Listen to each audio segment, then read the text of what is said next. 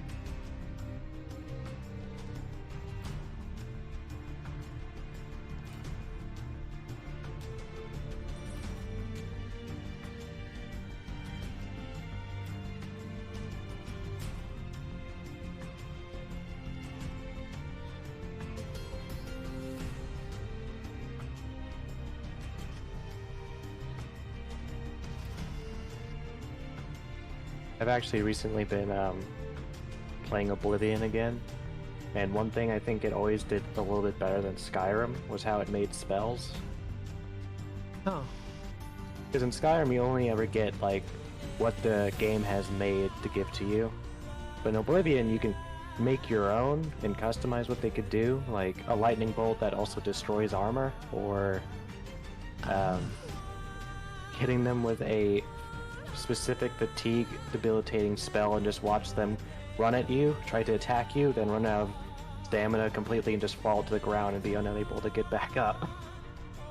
Dear lords. Guessing it's like a bunch of different traits that you could just like start to combine.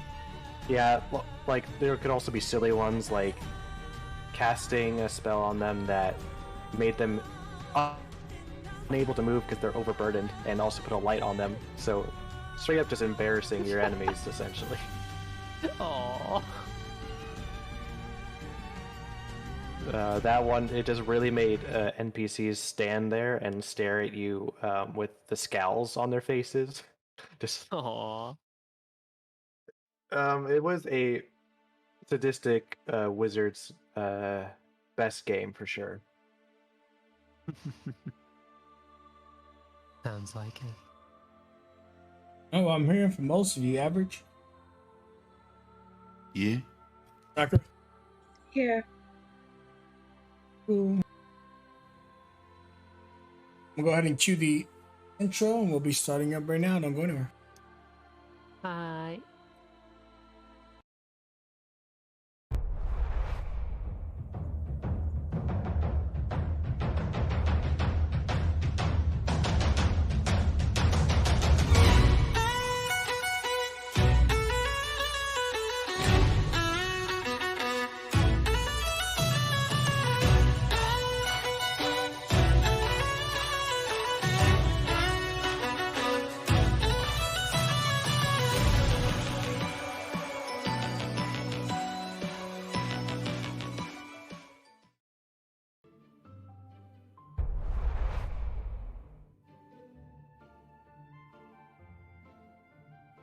All right. Silhouette up. Who will be handling our recap? One of you guys volunteer for? That was me. Won't need it. All right.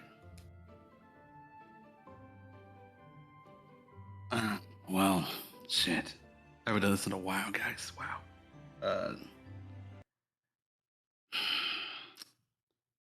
It's always something. Agency, control, it's all the same thing. It's something I rarely have. Most recent time would be in this temple. Seems the devil himself took control. I had visions of my past I didn't know I had in me. Familiar faces replaced ones I'd forgotten, and new ones emerged. Silveria, Dr. Gearjaw, potential allies, and more names on my list. But I broke free, thanks to my friends. Even after what I did, in the meantime, after breaking free, we ventured further into the caves. And found the son of the mouth that feeds creature that we banished. And he was more agreeable than I thought he'd be, to be fair. His name was Yaiga, and as long as he doesn't see us do the do, or as long as he doesn't help us do it, he assisted us with the help of his sigils that he had on him. We might have a fighting chance. And now we take on the devil himself.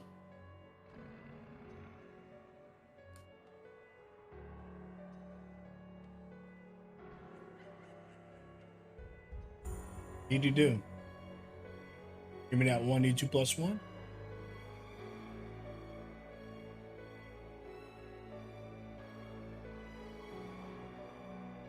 All right.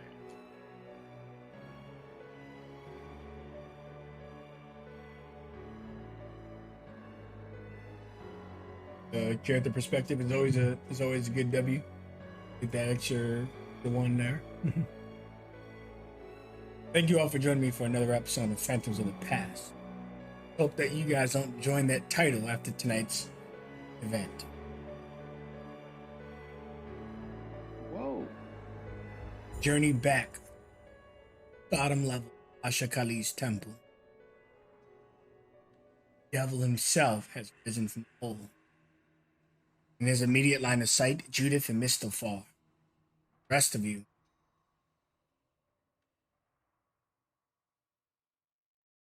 we'll see how it all plays. Yo, Oh, Good boy. Jenkins. Can we re-roll that? Oh, I see. Yo.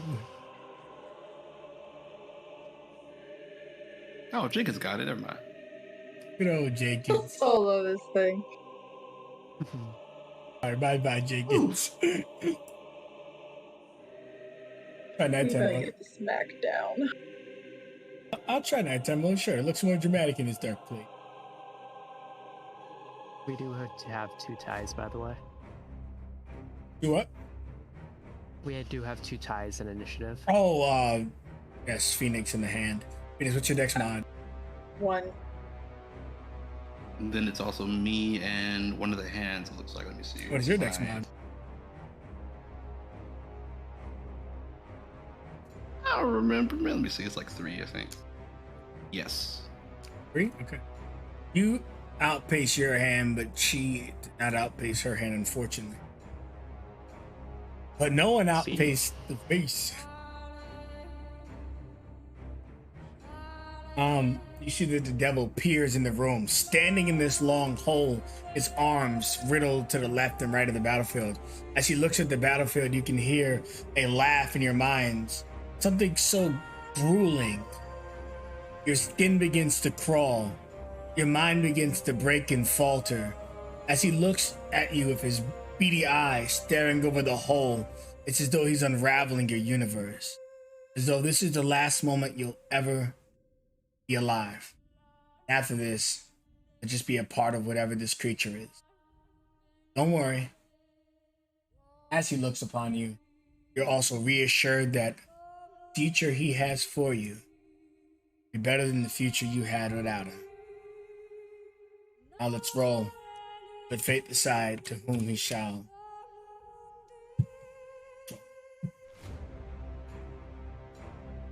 Pop down, left, right. Oh One, my 2, God. 3, 4, 5. Fucking Jenkins. Jenkins! You bastard. I don't even think he can be charmed. We're gonna find out because the creature doesn't know either. So, let's see here. No. All right, he's going to sinister glare. Jenkins. If Jenkins cannot be frightened, he automatically succeeds. If not, it's a wisdom saving throw. Oh, I'm sorry. I didn't realize you were asking. Yeah, he's immune to charm. Was he immune to frighten? Oh, no, not immune to frighten. Okay, cool. So yeah, he gets stared at with a sinister glare. He owes me a DC 15 wisdom save. A little bolt appears on the ground. Ugh. But he puts it back in. So yeah, Jenkins shakes it off as the devil looks at him. Frightening scenarios appear in his mind. Maybe everything he worried about Amrit came to fruition in his thoughts, but then he realized that it wasn't true. With a face for now, he doesn't see you guys as a threat. You're so hurt. So I'm gonna say he only does one action this turn. Besides, the hands are where all the fun's at. You see the hand just come running down, like it's walking on its fingers towards you. Just boom, boom, boom, boom. And shoot him. Yeah, we'll do that instead. Walk over here, and then it is going to do a devil hand trample as it walks right through Amrut and Sora. I need a dex save. Yeah.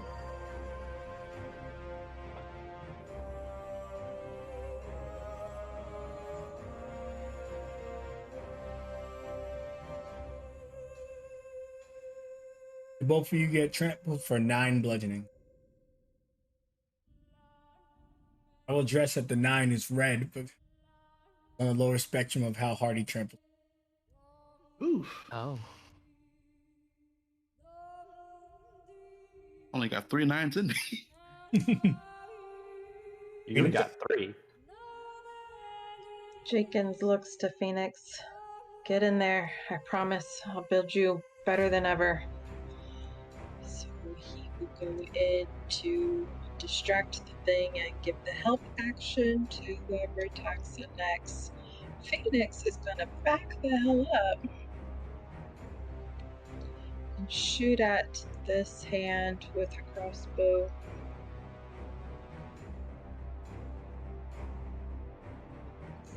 To hit. Yep. Whopping 6. Yeah, Dean. Save it number 6. Sora, I know you think it's your turn. And it is. Take it. Okay. Sora, getting a little bit trampled, she blows some of her hair out of her face. All right, I am quite done with all these hands showing me the business. It's my turn this time. And she steps next to Lewis. I hope you brought your A game, old man, because I am going all in.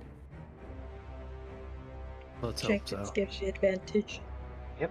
She's going to swing with her staff first.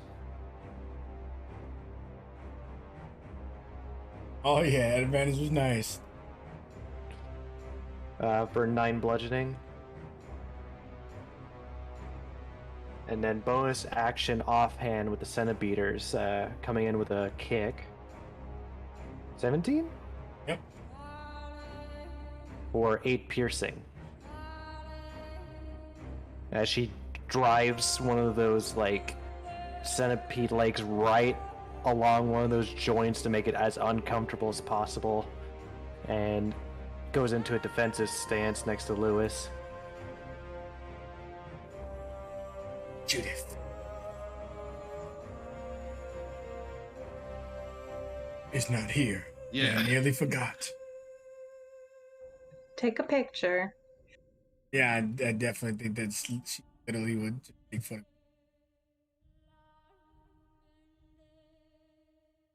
Where is that on her? Gotta be somewhere obvious. Right? No way she hit it. Fucking cantrips, I think. There we go. There's no way. Could someone take a snip of the screen for me and Yep. preserve it for our boy? All right, excellent. He does this, and Mr. Farr just goes, "Are you crazy? I'm sorry." With a crooked smile on her face. And then she looks back to the rest of you and kind of does like lift her hand up, like, "Ooh, don't worry, we'll be all right." Judith, get out of there! Yeah, Judith, get out of there. She's too close. She doesn't want to take an opportunity attack from this hand. So she kind of tucks herself next to Mr. Mr. Farr is going to start working on the hand that's already injured, though, as he releases 2 of his shots onto the creature.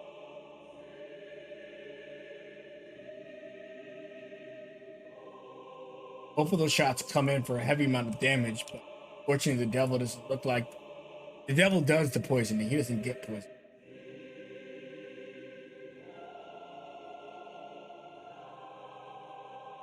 That first hand already has one of its fingers cut off. I know the finger's more likely folded in the picture, but we'll say he blew off the tip of that one. That was us. All right, excellent. So Mr. Farr blows off the fingers of that creature, and Amrut. Amrut, they think it's your turn, and it's not your turn because I'm taking a legendary action. So the devil is going to flick Mr. Farr for attacking him.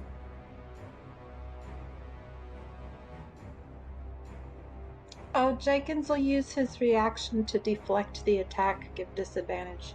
Excellent. Turning its attack into 11 as he tries to flick Mr. Farr. The hand dances around Jenkins, its nails digging in the dirt around him. Emma, take your turn.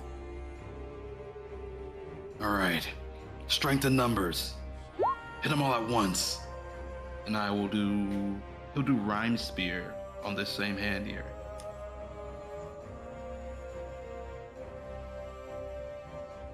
Here we go. Let me make sure it's Hex on. Take that off. Gotcha. Boom.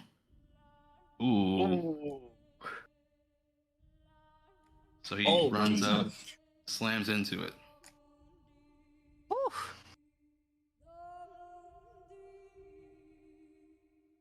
Excellent. Ooh, that's going to be a killer move. In fact, you rupture the hand so bad that it immediately collapsed under pressure. I'll do it just like Manatsu and Naruto, like almost like appear above it and just slam it from the above it, just right into the ground there. As the hand gets exploded into the ground, you hear the Mouther's head open its mouth, and you can see that it has probably about 9,000 teeth. It's got the regular set in front, and it's got a set behind him in front of him. His jawline runs from ear to ear, literally attaching to his ear, the end of his mouth. And as he opens it, he lets out a chuckle.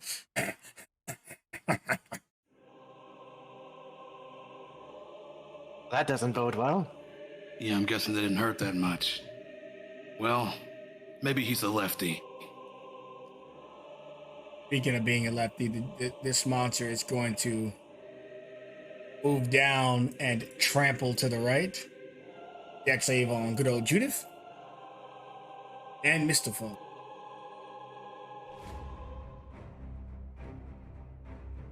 All right, wow, I rolled a 9 again, lol. The world is on your side, people. The world. We'll take it.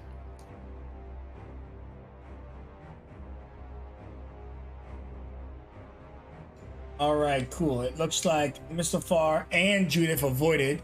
Judith getting a natural 20 as she jumps out of the way to get the perfect shot with her camera roll. And then the hand turns around and flicks Mr. Farr.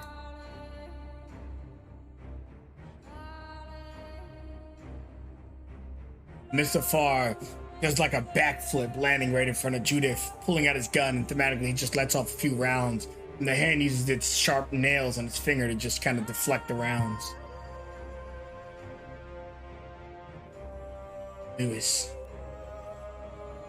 All right, Lewis, seeing that the first hand went down, just like gives a nod to Amrit before just like running forward around Sora, just making a beeline for the good old devil hand.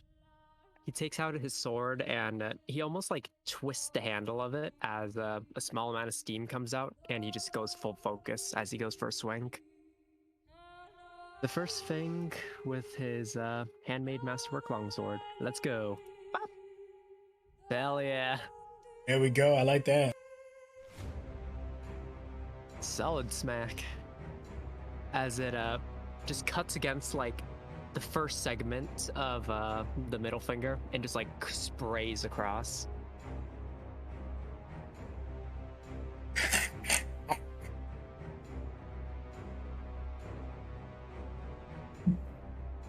You think you can hurt me? I'm the one who brings the pain. And the entire foundation begins to shake. You hear in your minds unspeakable words that shake the entire foundation. I need a wisdom saving throw from everybody. Okay. Oh shit. Oh, All right, this is going really bad, so I'm Okay, gonna use now- my inspiration. Don't re-roll, but change the modifier if it's appropriate. It was a charisma saving. But you still roll d20, so just change the modifiers if they're different. That's Sorry. even worse. Well, -2 from me. I will Negative use one. my using my inspiration. Okay. yeah, at least somebody makes it. God. Yeah, his sinister glares wisdom, so I mix it up, but it's unspeakable words. Is correct. Okay. How's Mistafar looking? As far as making save rate. Oh, him and Judith need to make save. Okay, I keep forgetting him, Judith. Charisma saving throw on El Mistafaro. He fails. He gets a 5. And then on Judith, let's see how Judith does. Come on, Bart. On Bard. Judith is a bard. She succeeds. We know she didn't have bluster. Okay. Seeing Mistafar like start to feel the effects of whatever this magic is, Lewis just lets out a yell, "Hang in there!" as his own mind starts to collapse, and it seems to just like shock Mistafar awake as Aaron's excellence. Yep. Although my sheet's being weird. Oh, no. Is he one off? DC 15, yeah. No! Have any mastery points left? I can't help him with them. Well, It's a personal thing. Really master himself. Yeah, if you fail the saving throw, you are taking some damage, and you lose your reaction for any of you who still have a reaction. See how much you're taking.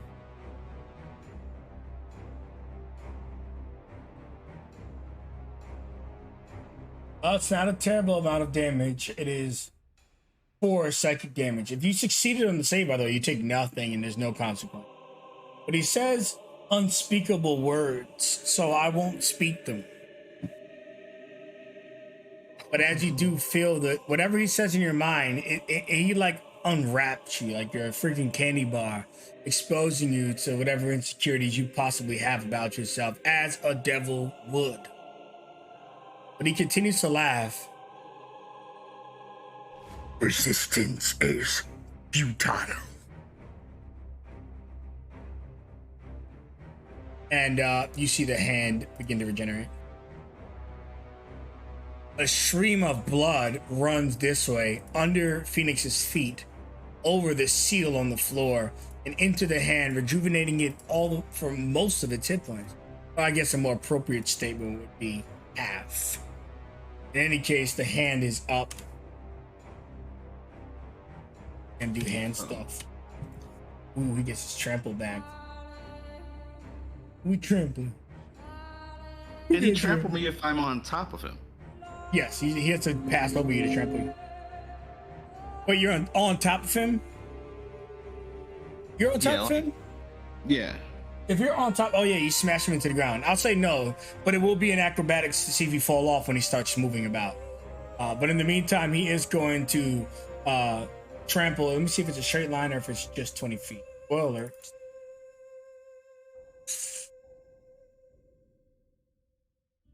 So he is going to trample towards Phoenix, seeing her get away. I mean, acrobatics. Lewis, did you lose your reaction or no? Yeah, I lost it.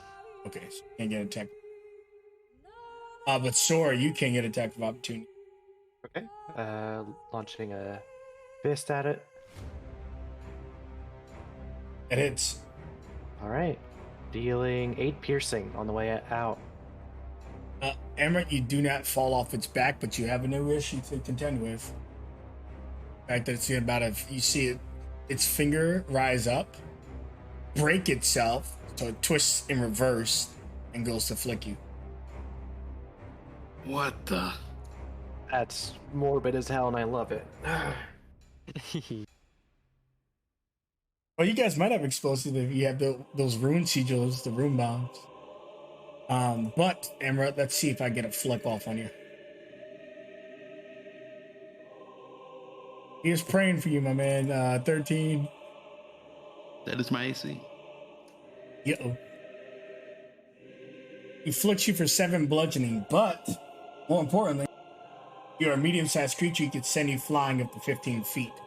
I'm going to say he flicks you into this wall next to Phoenix, and you just kind of fall next to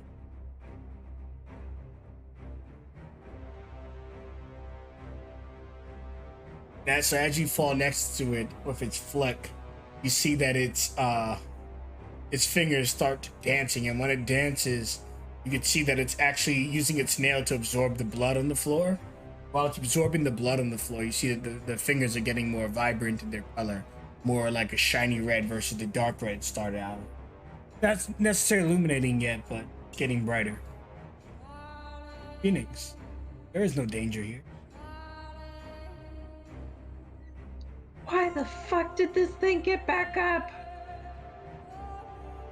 The floor. Look. I don't know where it's coming from. Think we could blow this wall in and stop the flow? I mean, wouldn't that trap us in? There's gotta be other ways in or out. But for now, she will shoot the thing. Phoenix is a very intelligent character. I'll let you give me an investigation if you're willing to give me your bonus action. Now then. Yeah, we do that. Okay. I'll work out some of the details, not all of them, but you think that the stream of blood is related to that mark you guys saw way early on, that massive thing that you guys are like, maybe we shouldn't walk through it? She will look towards Amrit. I'll be right back. Sure. He's very unsure, but he's trusting. She might not be back. We'll see. Shit. Jenkins is just gonna follow the last thing she told it, which was get in there. So trying to distract it, giving the help action to whoever hits it next. UT. Excellent. Before you go, Sora, the devil is going to flick Jenkins away, potentially.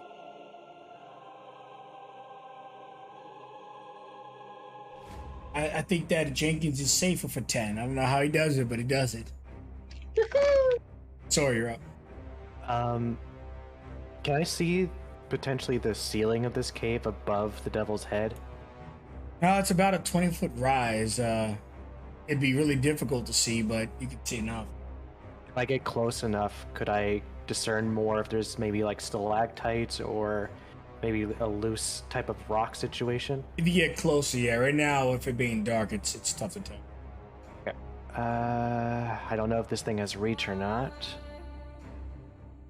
So I'm gonna go ahead and try and get into a more optimum position. So I'm gonna spend a key point for the disengage of Step of the Wind, just in case this thing has reach, and move up.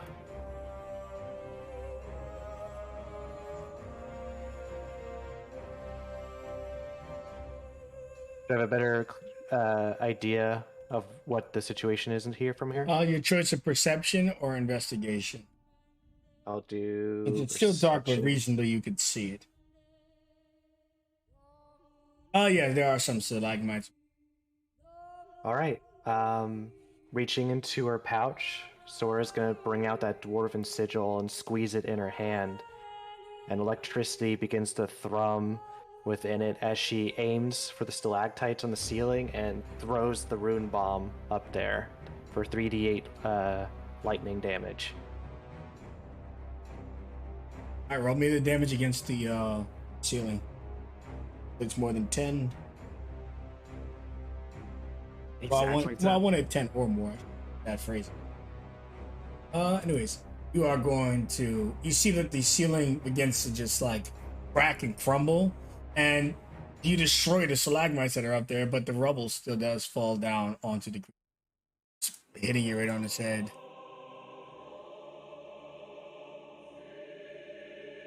Have the creature give me a con save, or you may make the main head stunned. You see that it's not stunned, but you are going to do some damage to it. So for the collapsion of that ceiling, I'll allow you to roll me. So boulder when thrown by giants in 5e or 3d10. So give me 3d10 bludgeoning plus. They had the strength modifier, but do you have an intelligence modifier or no? -1. Never mind that. Give me your wisdom modifier. 3d10 plus wisdom mod. Okay. 3d10 plus 3, 24. Because wisdom covers survival, so this felt like a real survival kind of outlander thing. Yeah, you deal 24 damage to the main head, and you could see that it does severely throw him off his game. Sora sticks her tongue out and ends her turn. Judith. Oh no, I gotta do something. What am I gonna do? What am I gonna do? Bar Inferno, please. Don't let them hurt my friends. And she shoots back towards the hand that's going towards Amrit, since he's closest to Amrit, and Amrit is also the most injured out of all of you. Advantage. But yeah, I forgot you give her a Firebolt. Oh, nice. Hey. Oh shit. Isn't it nice when a DM roll speaking? Indeed. I hope it's not immune. Fire. Good job, Kate. It's not. Its hands aren't immune, but, +5. but it is resistant. 10, so 17. Resistance, so 8. Yeah, it's 8. You think that the head might have been able to resist the fire more, but the hands didn't. As the fire erupts onto the devil's hand, you can hear the mouth screech. There's no point in fighting me. Give me your souls. Judith says, I like my soul, thank you, and tries to run over here to hide. Which does expose that these guys do not have 10 for reach for future reasons. Wasted key. It's okay, better be safe than sorry. True. But so far, it's going to go ahead and rip into. So defeating one hand didn't do anything, but if we can get them both low for whenever we can potentially defeat them, it's his mindset. So he's gonna attack the one next to him.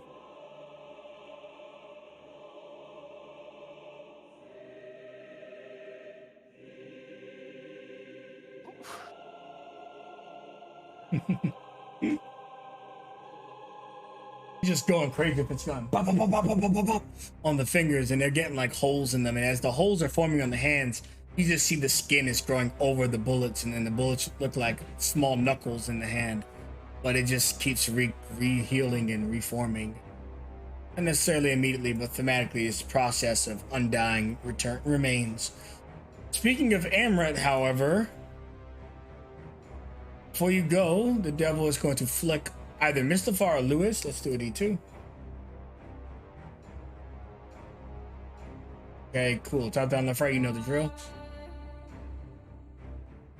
All right. You get flicked, Lewis. I imagine a 22 will hit you. Yeah, that hits. 7 bludgeoning, and you were sent 15 feet back. No, I am not. Oh, I forgot you had Shield that. of the Great Badger. So 7 bludgeoning, right? Yeah, walk me through how that looks visually. So I think you're going flying. All right. As Lewis just sees this devilish hand just like prepare for a flick, he just braces the shield upwards, just like almost on instinct before it just makes direct contact with him. But as he starts to slide back, he feels a hand on his back for a brief moment. And the figure of Gale seems to just smile as he just helps brace him. I do move at 5, but it isn't the full distance, thankfully. Excellent.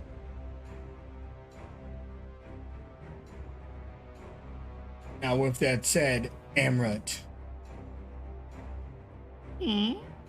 take your turn. Already. I'm moving. I'm gonna go down swinging if I have to. Yep. Okay. Then the dagger. Oh, yeah. 16 will do it, right? Yep. Alrighty. Yeah, I'm trying to. Did that one finger regenerate as well? Yeah. All right. I see it kind of still hanging, so I'm chopping at that again. Chop it at the bits. The bits.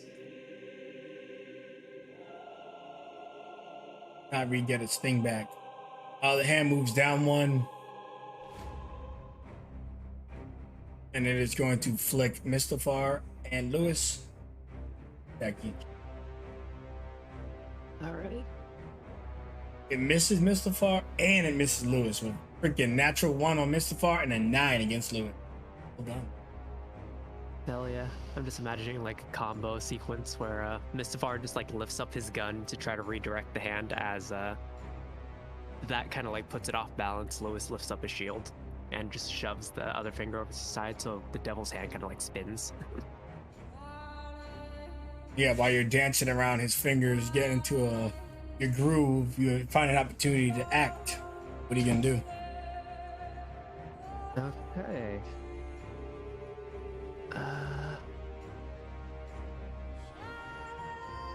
Okay.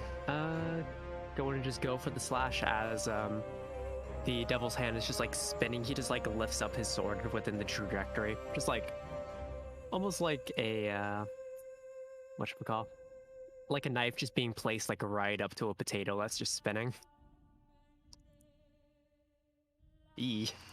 You see you catch one of his fingernails, and it's as strong as steel and as sharp as any blade. And is your weapon masterwork? You see it chip your blade a little bit. E.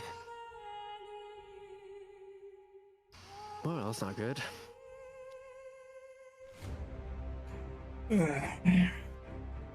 He shakes the rock off of his head and it falls into the abyss, and he looks at Sora.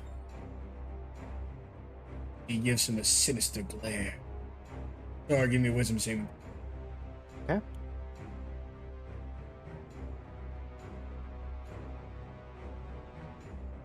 Seven. All right, until the end of your next turn, you are frightened. As you can see the devil look into your soul. What fear manifests within you? How does this? You're supposed to pull out the most frightening scenarios in your mind that could. As the eye peers into Sora, she finds herself standing in a very dark and very cold space. It's almost like a barren snowfield. She looks up to see the moon. It's in a crescent waning, but slowly a red light slowly envelops it. Its blue glow, turning this light blue snow landscape this deep red as she looks down and sees blood surrounding her, with branches of it leading away where her eyes would follow, and she sees that every branch of blood are the bodies of her friends, her brother, of her fellow students, all crawling away from her. She looks down at her hands. They're covered in not only blood, but this gnarled hands of fur and electrical energy about them. And she says to herself, "No, I told you I wasn't ready. I told you. I told all of you I wasn't ready."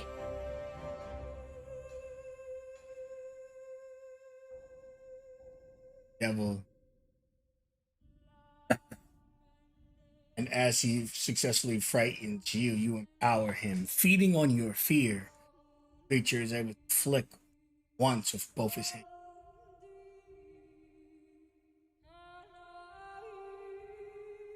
Eight coming towards Mr. Far, who dodges with pristine speed. And as Emerald looks over through the bloody stump of the finger that's missing as he cuts off the same one that grew back, sees sword kind of lock up. In that moment, with a different finger, the pinky finger of all fingers, Emerald gets sideswiped.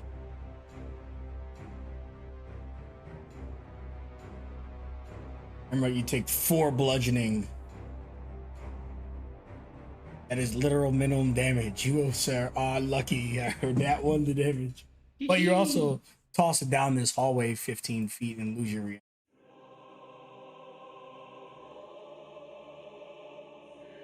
As you fall down into that hallway, into the dark abyss, it's almost like you're falling back into the dream Emerald. The devil speaks to you in your mind, and he just tells you, All your friends will die. Give me you, and they can live. Give me you, and I will leave. Give me you. what do you say? No.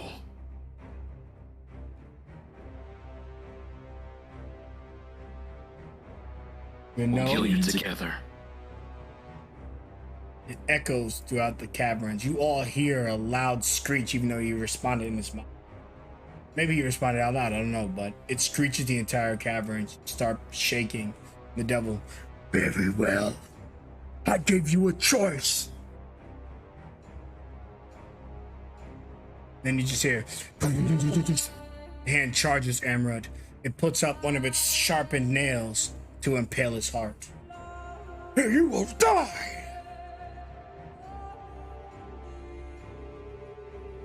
And in death, you will be mine. Now, how do you stop this attack since it's 12?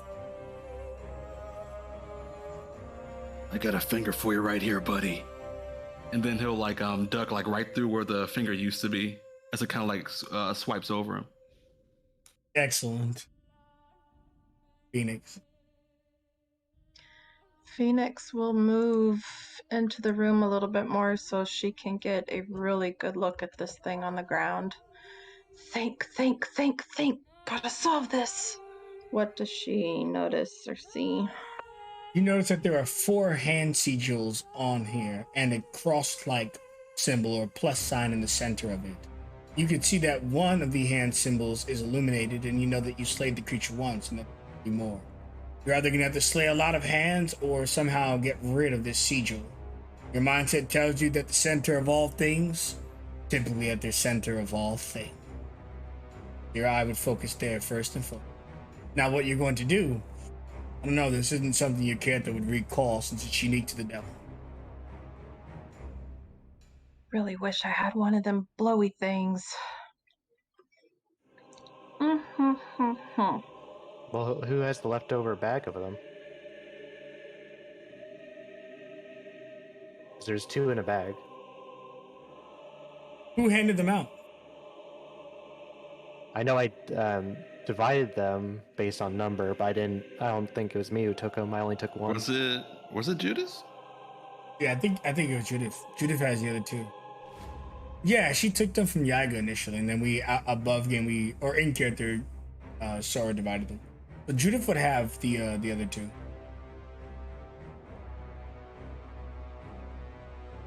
But in the meantime, Phoenix, you have to think outside the bag until you can get to the bag. Yeah, she Yeah. is downtown. In the meantime, I am wondering because I have a Dungeoneer's pack that has 50 foot of rope. Oh, this is kind of. I was wondering if I could lay it down on the ground, just blocking the path it took earlier to kind of soak up any blood that would come that way next time. I was thinking about setting it on fire, but I don't know that that would stop blood. Is there any way you can cover up the sigil, maybe? That was my other thought. I don't know if a Dungeoneer's pack has a shovel, but it should have a pick, shouldn't it? I believe so, yeah. Okay, she moved 5, 10, 15. Whale. 20, 25. I got a dash to get the rest of the way in there. 5, Actually, it's 10. like a crowbar. Okay, once you get here, give me a con save. The moment you enter the barrier, now that the devil's active, you can feel your whole body just shunter the moment you step inside. I like to use. Oh no, I don't have it. Never mind. You kind of break into a sweat as literally the water running down your head is boiling and steaming off into smoke. Your body is becoming exceedingly hot, and horns are beginning to grow on your head. It's trying to convert you into a devil. For now, Phoenix, you are not a devil. You think if you fail this check 3 times, you'll permanently become a devil in her. Gotta make it quick. She's going to grab that crowbar, and with the bent and to the side down, she's going to start swinging at the ground where the sigil is, trying to break it up. All right, so you're just kind of grabbing at it, swatting, and stuff like that with you.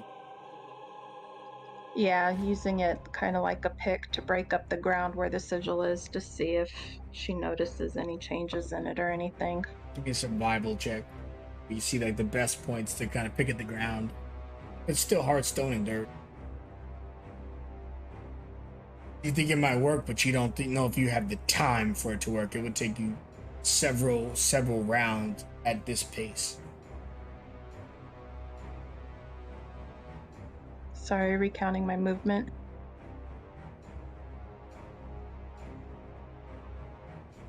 She has like a whole 10 left. She's gonna go back and yell at Judith to give her a blowy up. That's all she's got, is that movement. Jenkins.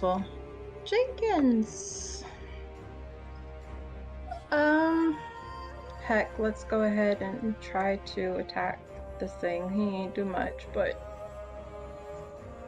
you knew. He goes to ram it, but the finger just kind of flicks it in, Jenkins into the wall. All right, Sora, you're up, but you are feared. And while you are frightened by the devil, only one course of action you can shaking your boots. Give me a wisdom saving throw to be free. Okay.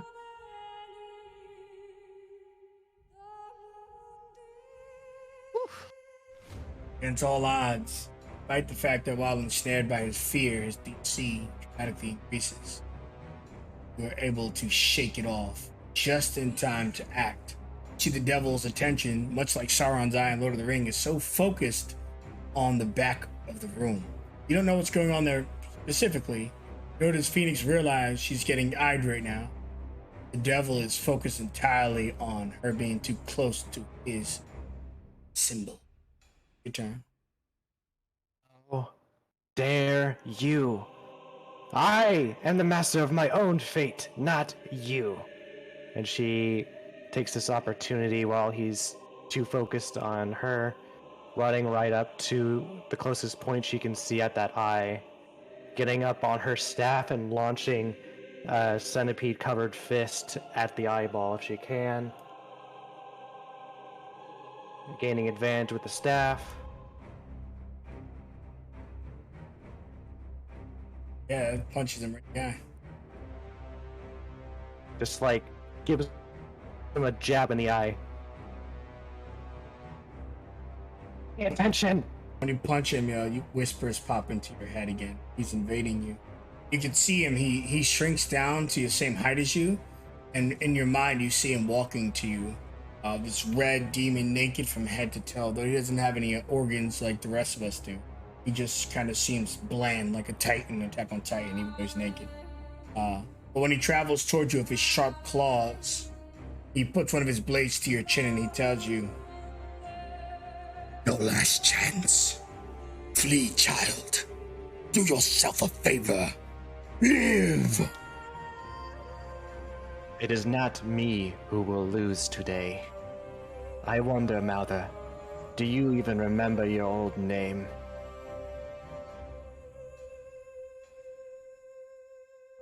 he just walks back into the shadows, melding back into his head. He doesn't want to speak to dead people. That is fair. Judith, Rape is hearing. him. Don't agree. I'm not dead yet. I don't know if she can hear Phoenix because she's so far away, but she's Judith, sigil now. I will. What's your passive?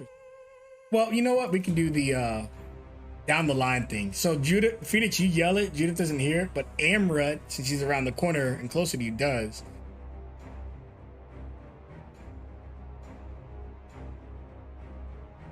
Judith. Yeah, Need a sigil. yeah. Oh, you need a sigil. All right, I'm coming right now. You need it? Phoenix does. Give it to me. I'll give it to her. All right. And she moves her full 30 feet. Gets Jenkins here. heard it, but he just says, Jenkins, Yeah, Jenkins, Jenkins. Very helpful. Yeah, Jenkins. Judith gets over here, tosses you a sigil, and then with her action while she was running up, she will release a firebolt before she got within 5 feet of it. Looks like fire still hurts them. I really got to take that bless off, but she's still hitting. Hand gets scorched a little bit as its nail tries to flick the sigil away as Amrit reaches out for it. The bolt slams into the finger, sending it off its course, and Amrit grabs it.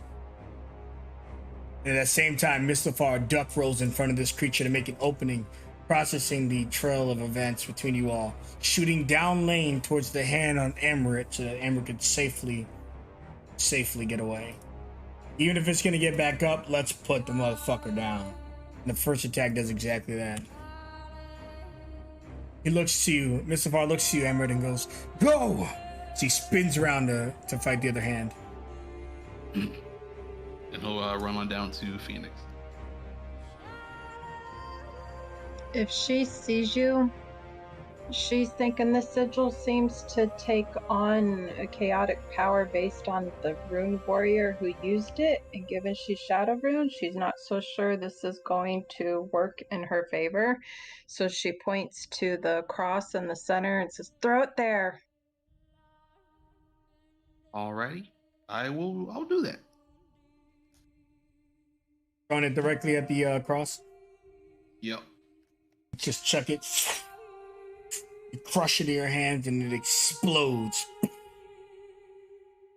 Roll me the sigil damage. I think it's 3d8 if you don't. 3d8. Gotcha. The thunder. Wait, no, it's based on your own room. What is Amaranth's water? So it's 3d8 cold. Gotcha. 3d8 cold? Yeah. Oh my god! Holy shit. Damn, motherfucker! I have never seen that before. So Freaking funny. here at night. Yeah. All right, Amber. Well, I don't know what you did, how you threw it, but go ahead and walk me through that perfect toss. He runs in, gets the order, and looks at it there, and he'll like exhale onto it, like here goes nothing. Then he'll throw it as hard as he can right at the cross there. It pegs it dead center and erupts, and you see that the sigil just begins to.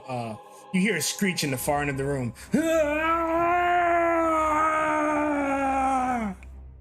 From the devil himself.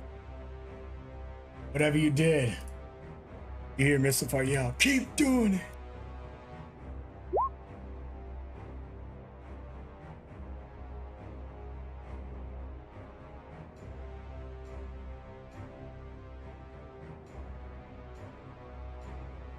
Like in putting blast mark on map. Before maximum immersion. Looks good. Thank you very much. All right, the hand is up, and it is going to just trample past Lewis and Mistofar. Both of you guys owe me a dex save. Alright. I haven't used my reaction this time, so... Oof. What? Yo, what is with the trample rolling 9? Hey! You How'd and this Mars jump Hey. out of the way and easily evade it. Both of you get opportunity. Well, you get opportunities. He doesn't have a melee. Is it all or nothing? Yes, it's On all the, or nothing. damage. If you make, you don't take it. All right. As Lewis seeing this thing start to move and seeing as it started to get a little predictable, just like dodge rolls to side and lands on his shield and uses the momentum to like twist himself before going for a stab at the arm.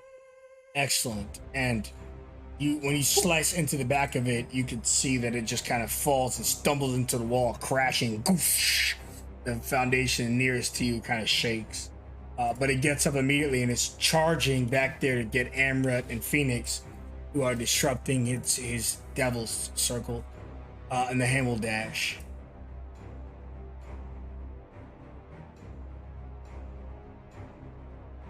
Lewis.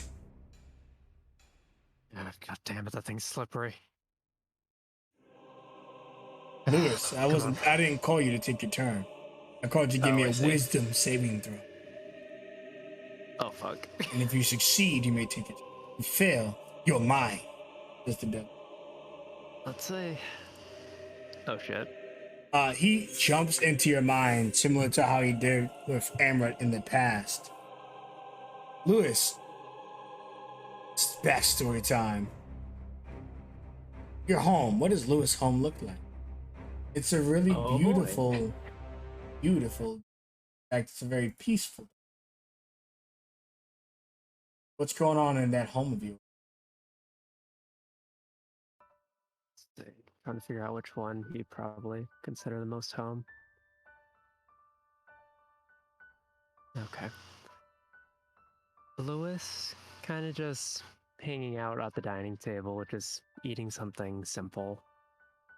Rests in what seems to be a rather quaint cottage of sorts. The walls constructed from a variety of different logs, wooden floorboards underneath, a small fireplace on the side as the smell of food just wafts in from the kitchen.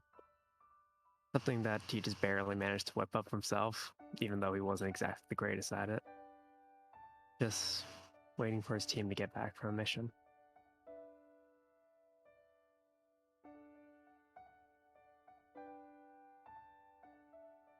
And as you're just kind of relaxing in this environment, one of your teammates come back. Who is it? In this case, always one of the first people to just burst through the doors due to her charismatic nature.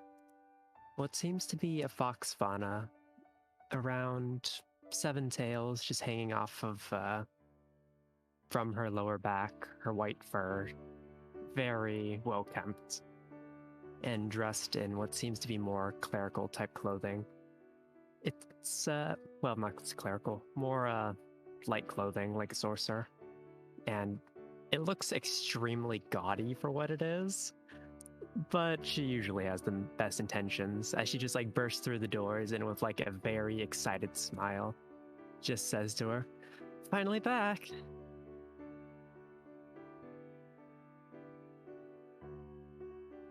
Or at least that's what he expects. She walks in, was that she sits down and you guys engage each other. All things considered, Lewis, a great day. But in reality, fortunately, you're charmed in this manner, you are incapacitated. Oh. Is he still standing or collapses to his feet? No, Or collapses to the ground? you're just standing in place. Okay. Back to me.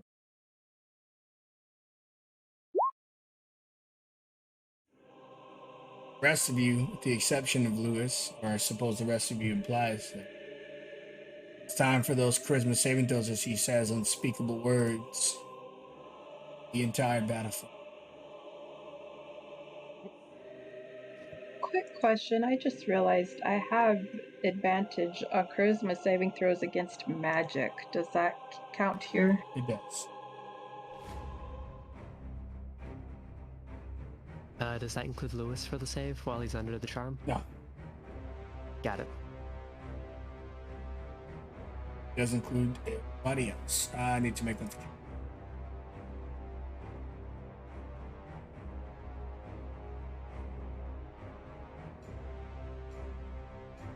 Oof. Big oof. Then I need to make a face.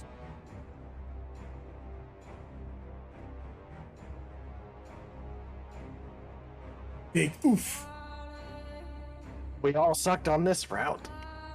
Except for Amrut.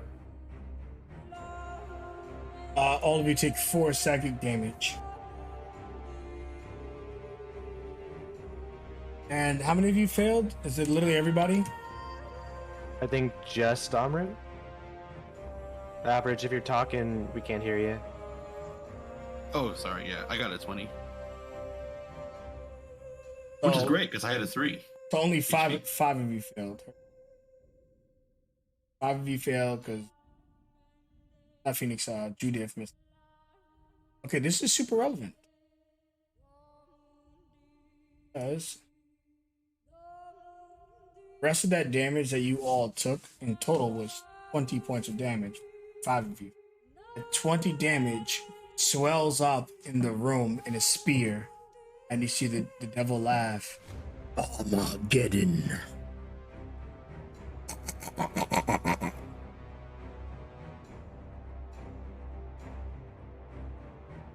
There's a ball of psychic energy forming in the room. In this hand, better believe it comes back to life still. And you look at the sigil mark in the room, Emerald, and you think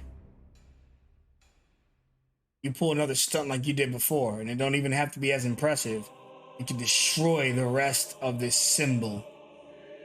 You need to act soon because Judith is getting flicked.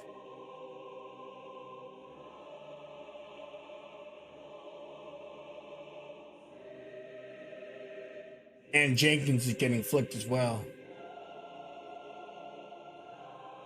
Countdown left, right, you know the drill. 16 against Jenkins. Hit. 12 bludgeoning, and he sent 15 feet directly backward. He got flicked this way.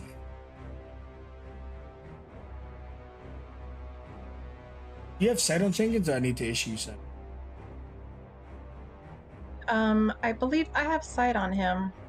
For some reason, I'm having difficulty selecting him right now. Make sure you're not using your measure tool. Also, sometimes the select option or change in the mouse doesn't happen. You just drag it anyway. 22 will certainly hit Judith for. Oh my god! I didn't know that was possible. Before the Maje. Oh. Oh, thank God. Oh yeah, it was a good. I didn't think that's possible. He gets rammed right into the wall. Then the hand proceeds towards Amrut, looking at him from this crevice, unable with difficult terrain to reach him just yet, but it will reach you soon.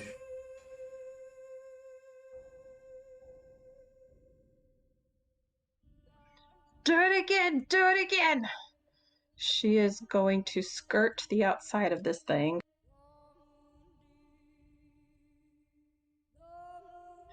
And take a shot at the hand that was coming at her.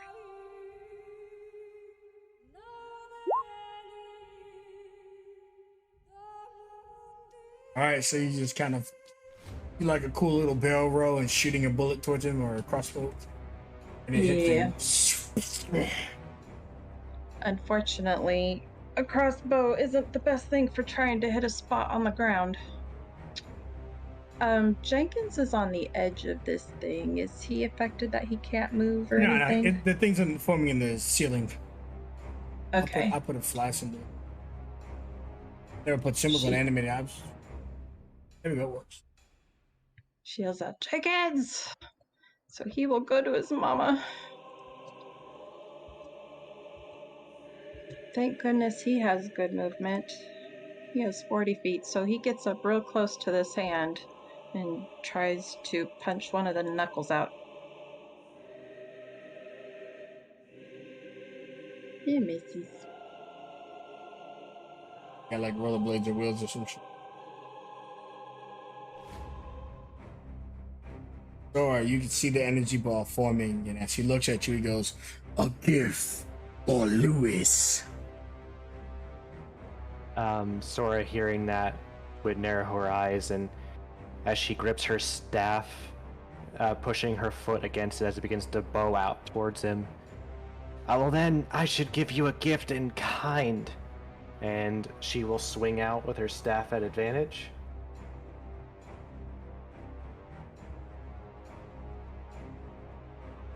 (18) Hits. As part of hitting the creature as part of this attack, I am dismounting from my staff and will be doing an additional 4 damage to it because of the fact I'm missing 4 key points. Isn't that all your key too? Yeah, that's all of it there. Smacking it for 10 bludgeoning because of that. And then bonus action offhand to try and get attention off of Lewis as much as possible. At normal.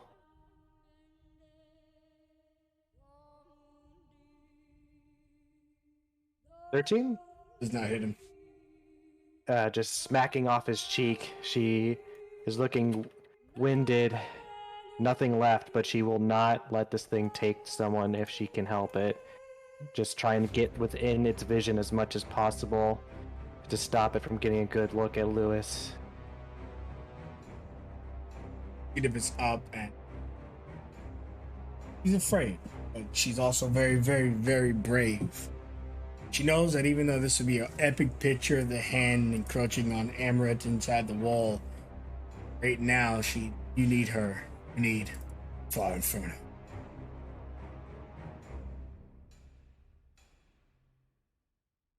It's time. I don't think I got less than 20 of her attacks yet. Hell yeah. And blast it with some more fire. And then I think, let me see if she has any bardics. I think she'll put a bardic on Amaret. Yeah, one last bardic inspiration. She's gonna put that, she's gonna yell out to Amaret, Amaret! Don't let this devil get in your head! We beat him once! We can beat him again! Here's the bardic inspiration.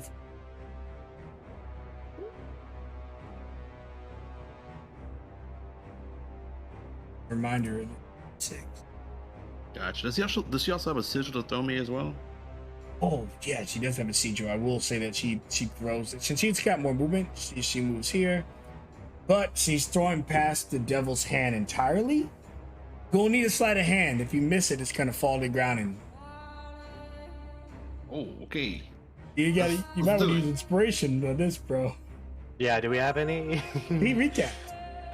Yeah, you do. I'll use inspiration and the bardic. Well, you can see if you need it later. Yeah, you can do bardic after you roll. Gotcha. Okay. Let's see. Sleight of hand. Mark off advantage. Here we go. Oh, You're fair good. enough. Oh shit.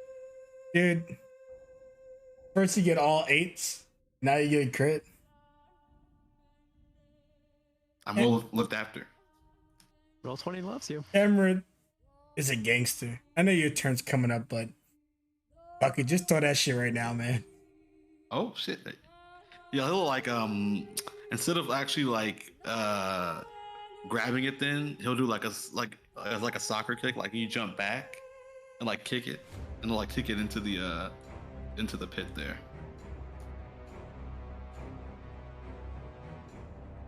Excellent. So as you throw it, yeah, 3d8, and this time again, 10 or above for the environmental damage.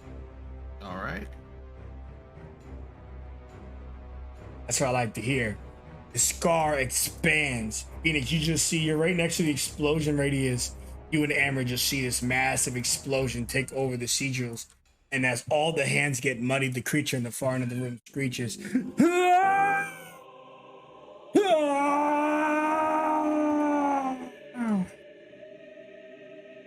Both his hands fall to the ground. It's just the head that remains. Well done. Isafar looks back at the end of the room, spins to the devil's head, and unleashes his.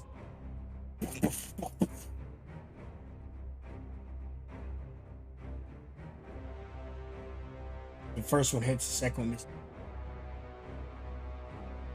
Creature screeches in pain. Isafar blows on his guns. Looks like you're out of hands, mate. Emra, you're up. Alrighty. Like he's like he'll limp back towards the devil there. Get back out there. Hit him fast, hit him hard.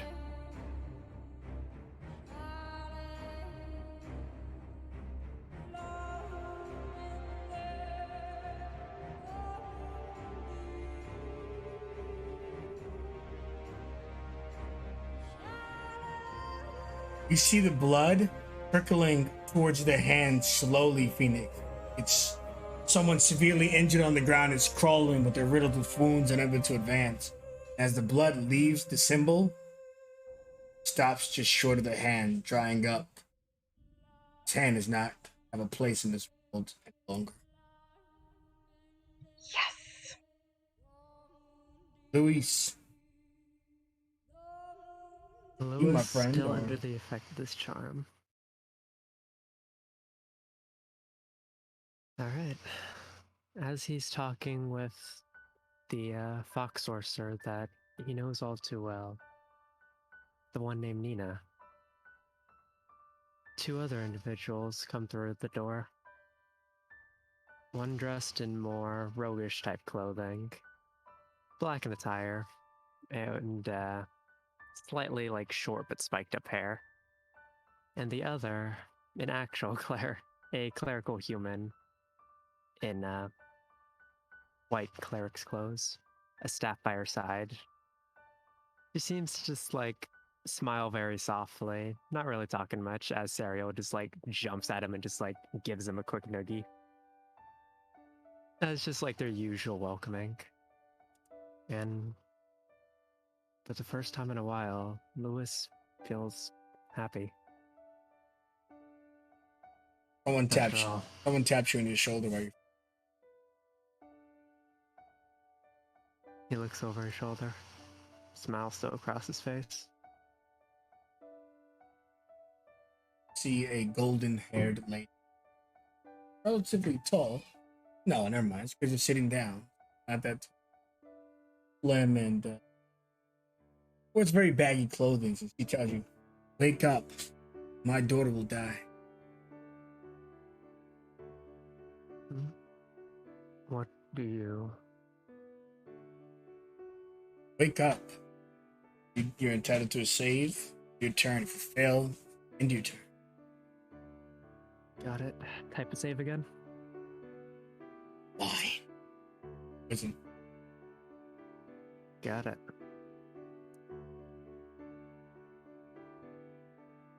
Don't let my daughter die. Lewis, you're about to shake this stream off and take your turn. Walk me through. As Lewis sees this individual before him, the room around seems to almost become dark. The wood around goes from being very lush and inviting to dark and starting to rot away. As the friends that he was speaking to prior descend from laughter of just cheer and happiness to laughter of almost resentment, of jeering, of trying to put him down in every way possible, as he hears a very familiar voice in the back of his head. I can't exactly have you remembering all that. Trying to live in a delusion isn't exactly your style, now is it? As the voice of Tyrandrum echoes in the back of his head, and Lewis just snaps back to reality. Thanks for that. But I think I got better things to deal with right now. So why don't you hurry up and just die already? As he just dashes forward, takes his sword, and goes for a slash against the devil. His eye opens. You were supposed to be there forever. Stab him. Like hell! As his arm just becomes engulfed in flames, and he goes into a state of sheer focus, action surge. Go for the second slash. Bop. Oh, We don't know his AC yet, do we? 13 doesn't hit. The hands AC were 13, but the head's a bit. Okay, yeah. Do you have master points? I got 1. I don't think 14 is gonna be enough. It's probably at least 15. Okay. Alright.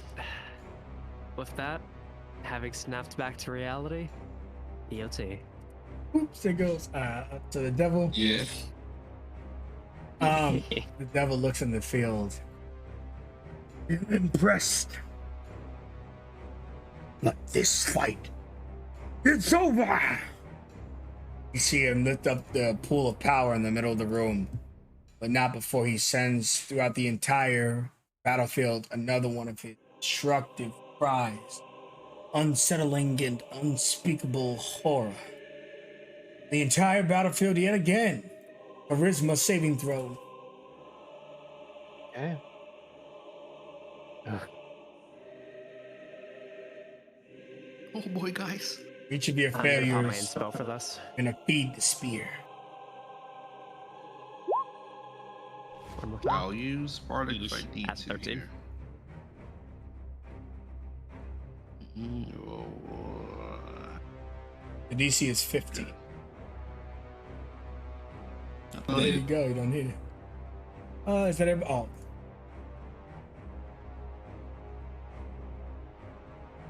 Or fails. Wait, hold on. Am I wrong? Oh no. Not being charmed. We also need Judith, I think. For a second, I thought he had magic. He just standard elf thing.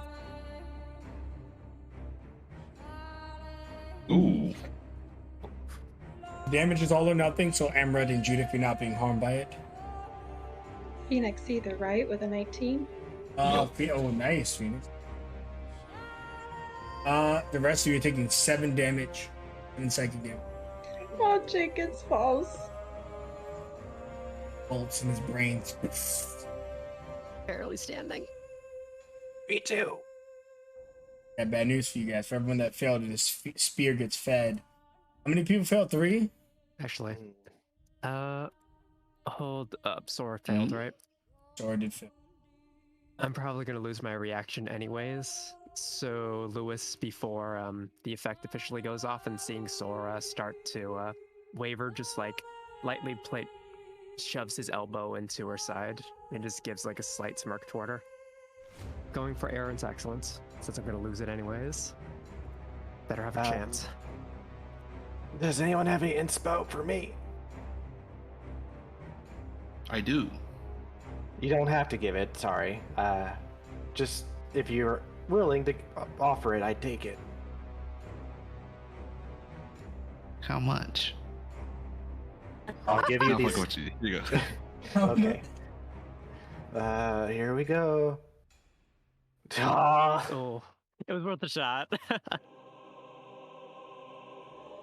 3 failures for a 12 more damage to the pool, making it a 32 Goku style spirit bomb, except the devil learned Goku's style. The ball of energy gets large and it crashes to the ground.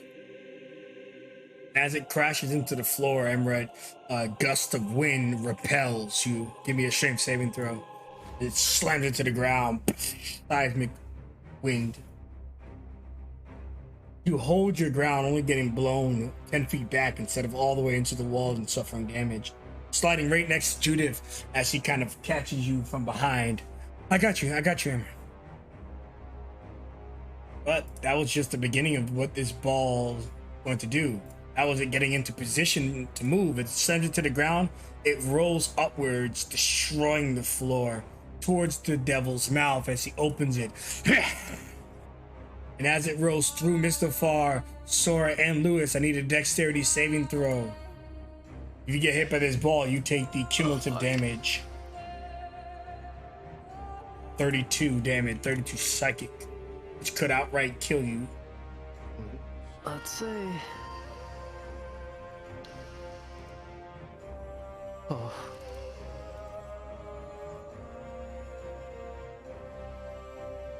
Oof. oh, Mr.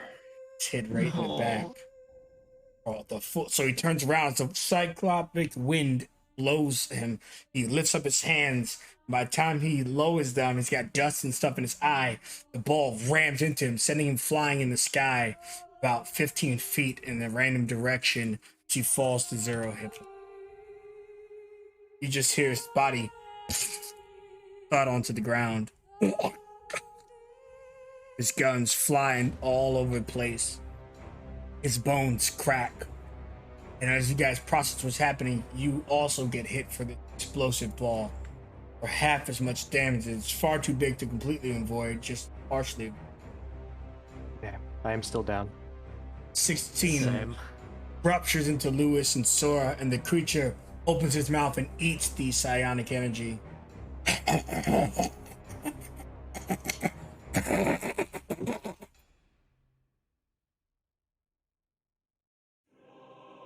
Phoenix. Your dumbass is gonna run to it.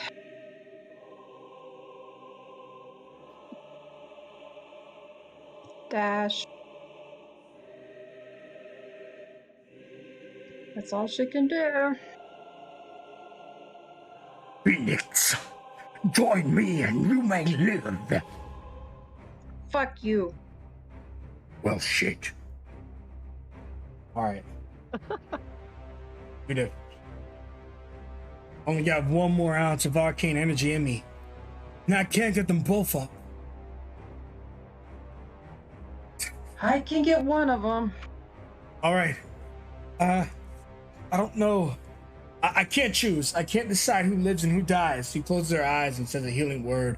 I'm gonna let the dice decide. A D2 for either Lewis or Sora. Her final 2nd level spell slot will go into one of you. Sora. Judith. All the might left in her. Upcast her healing word to 2nd level. You get 9 hit points.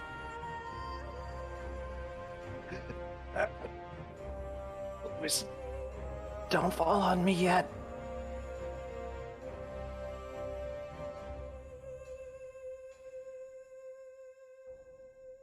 And Judith ends her turn. Mr. Farr is only entitled to a single death save as an NPC. He will live or die on this roll. Any inspo? That's proof. I only had 2. Delta Fate. Please, Biscuit Man, please.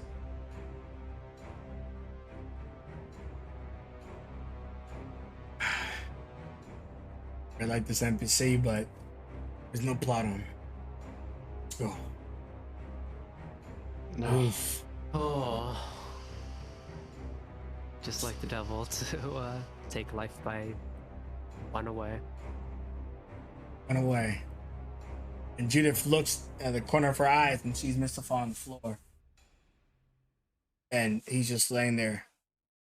Piece of bloodied bread in front of him, and he's outstretches his hand to the bread and pulls it to his mouth. Just one bite. Nah. Before it gets to his mouth, before he can take a bite of the bread, as bloody as it is, he doesn't care. He just takes it back to all the mornings and everything in his life. And it seems so minor here, so unimportant. But for him, it just reminds him that he lived, and he puts it up to his mouth, but it falls to the ground. His eyes open, just staring at it. Blood trickling out.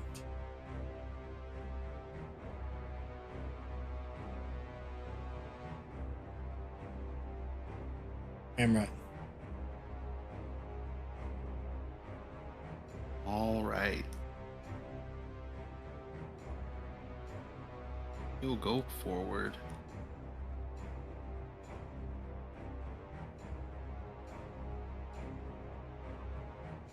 Oof.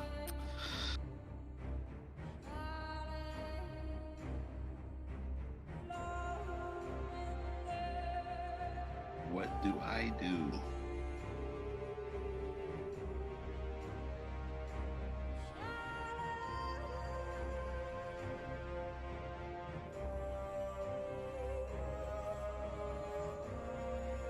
Actually, let me. I have a bad idea. We're just gonna be off. No. I want to use Fallen Puppet on Mr. Farr, if possible. Creature within 30 feet of you drops 0 hit points. Yep. And I can make him stand up and attack once. Sure. So I want to have him shoot at least one more time. The puppet stands up and swipes up the bread and chucks it in his mouth. Pulls the gun up and lifts. Bullet flying right into the devil's eye, potentially.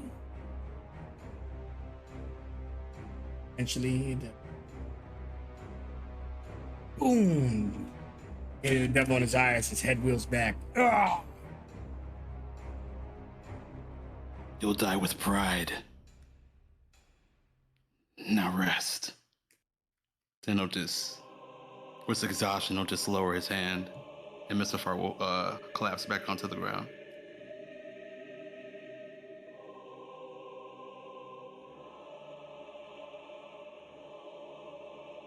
Lewis seems to be in what seems to be a dark void for a moment, having fallen.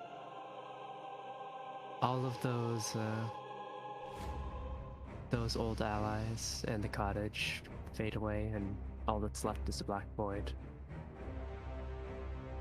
And a voice echoes in the back of his mind. You see, this is what happens when you cling to hope.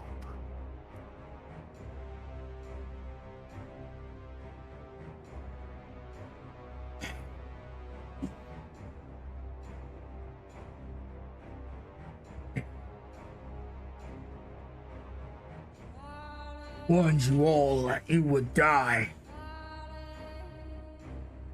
I say the devil is a liar.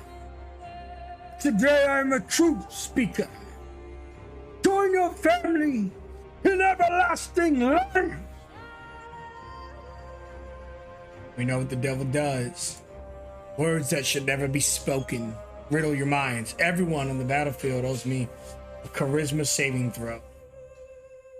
including those that are downed. Correct. The only saves you can't do when you're down are strength and dexterity. Every other save is still entitled. Got it. If you succeed, you take no damage. If you fail, you take the damage. 2 fails. Fails indeed. It's 4 psychic damage if you fail this. You see that he's getting another spear ready, but luckily he can't drop at the same turn. I am out like a light. Emma, did you ever use the Bardic though? Or? He did not. Well, actually, you got an 8. See. An 8's not enough. 6 won't be enough. It's 15 Gotcha. NBC. Sorry, I thought if you rolled a 6, you can. But the Good devil, looks, though. devil says what he says, and Phoenix, you and Judith and Sora are all the teams got at the moment. Lewis wasn't supposed to get 2 death saves. I'm freaking slow. Yeah, sorry about that. She will dash.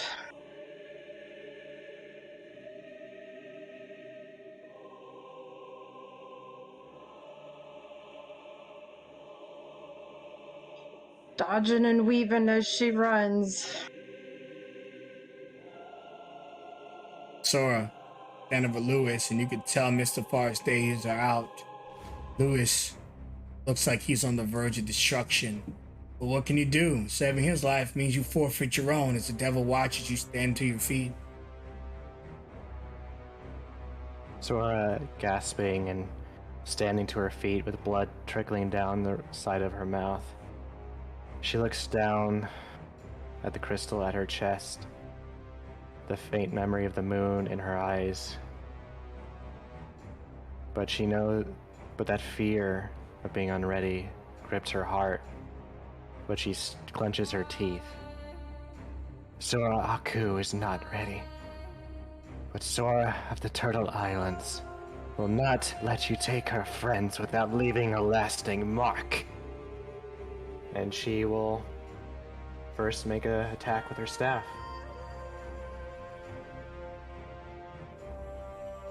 As your attack hits and ruptures the creature's face, an explosion of energy shoots out of your body as air fills the entire facility, as it weeps through the room, empowering you all to finish this fight. As Sora begins to awaken her in its powers.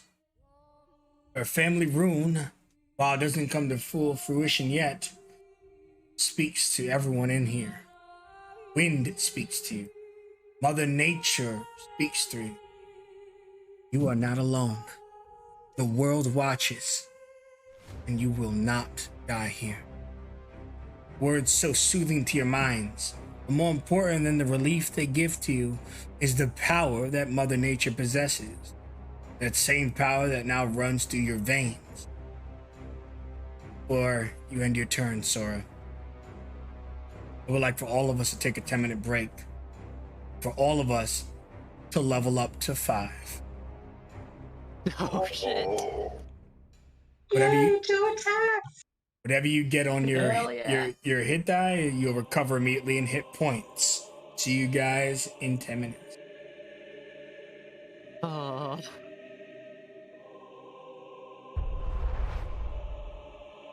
Well, hell.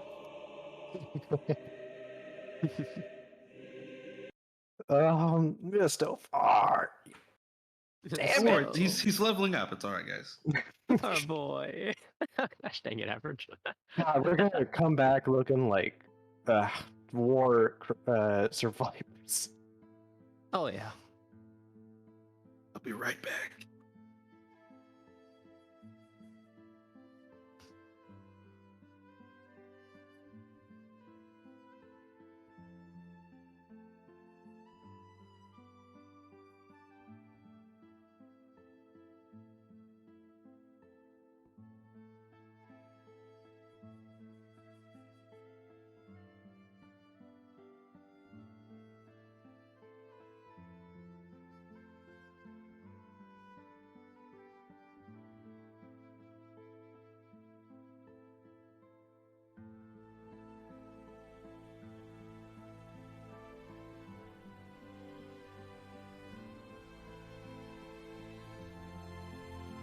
Efficiency 3.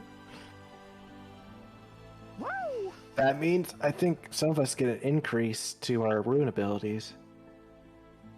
Potentially. Actually, a pretty good amount of us. I know Flame Fist scales.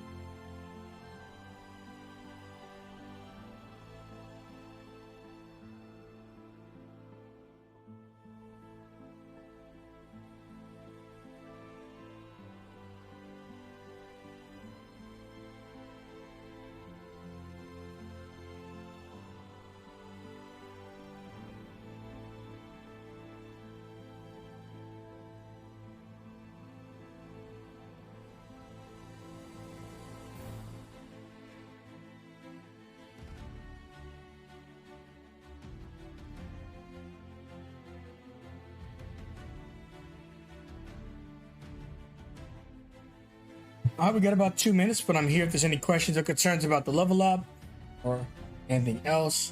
I'm also here just to chat. We just go up hit points by however many we gained for leveling up. Yeah, right now you recover your the amount you leveled up from here. Would Jenkins do the same?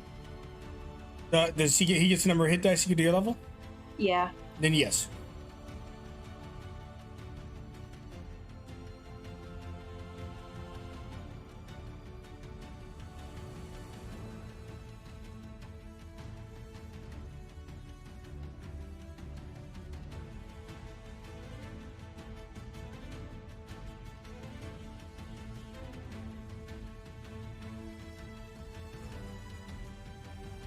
You know, it makes me wish I saved my action surge.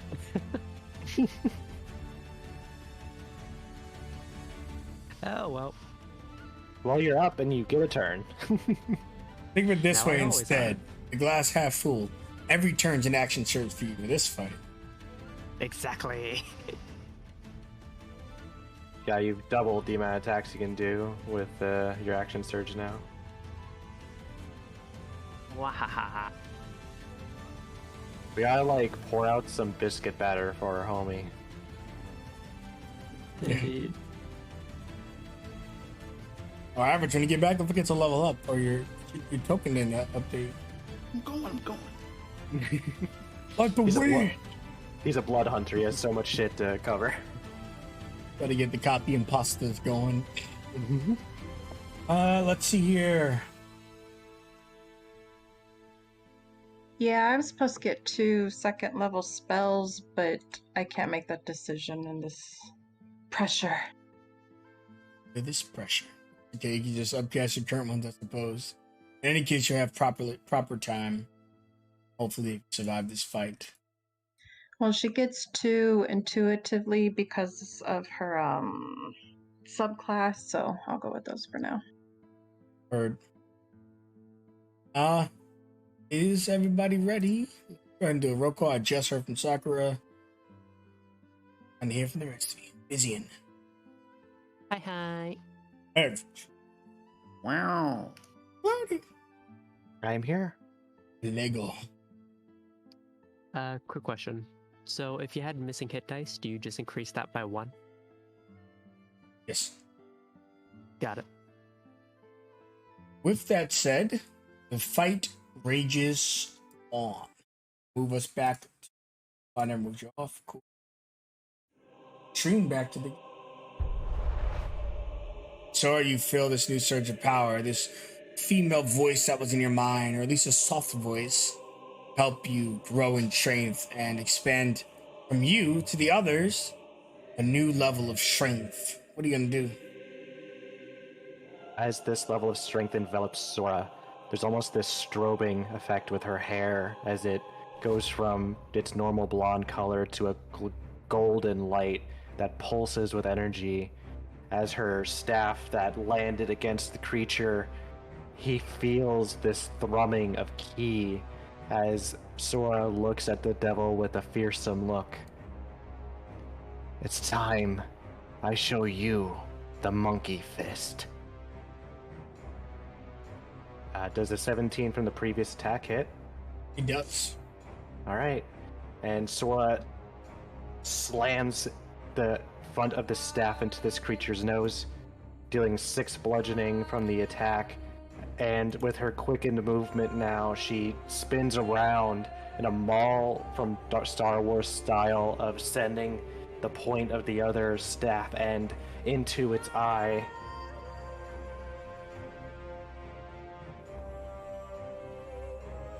Dealing another 5 bludgeoning as she shunts it in, and as she gets there, you see light envelop her as lightning arcs off her body as she spends a key point to do flurry of blows.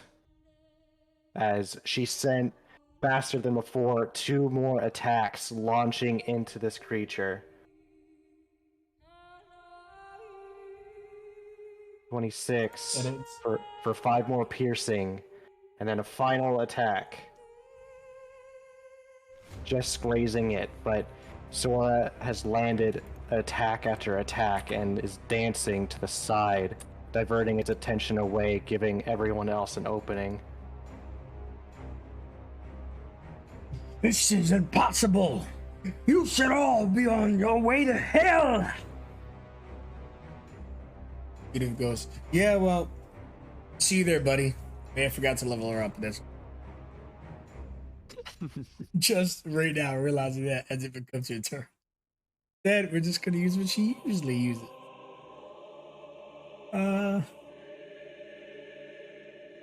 She would have an additional slot. Heal, and we know Amaret's faking, so you won't heal Amaret. Faking Amaret. I think that she's going to move over here because he saw this ball get dropped last time. So he gets out of his path to use her action to firebolt and her bonus action to upcast a healing word at somebody with her.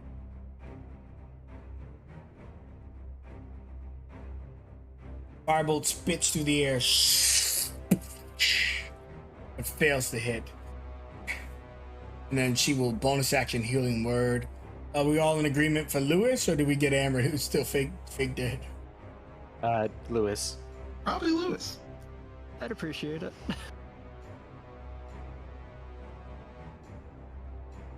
9 hit points to Lewis. It goes, Lewis! Kick its ass!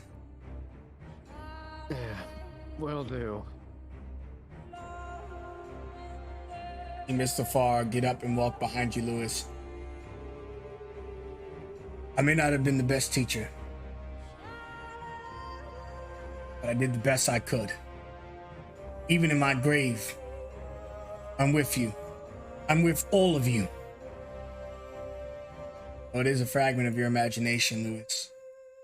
You do feel as though his shadow-ruined body delivered upon you one more message. He believes in you. Devil is strong. No one's stronger than all of you together. He walks away and lays back down, so he's forced to resume his position. Body goes still. He lifts his hands up, fist. Symbol of fight.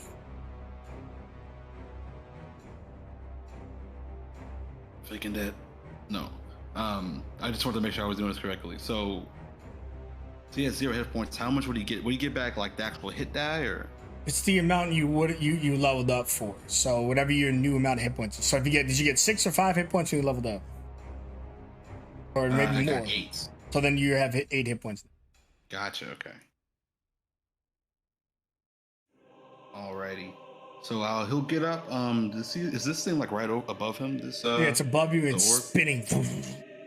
Gonna probably drop it on his turn. Oh hey, he'll duck under and get out the way here. Getting up from prone.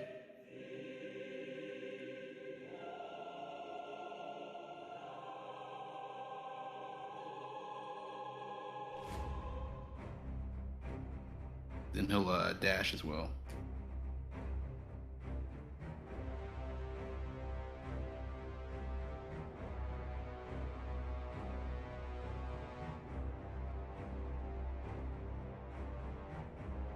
It's running. Lewis. Lewis, having been downed, continues to hear that voice in the back of his head. All you get when you try to hold on to hope is nothing more than a false promise. And even more pain than you've already suffered. And that's when he hears Mr. Far's voice behind him and a touch on his shoulder.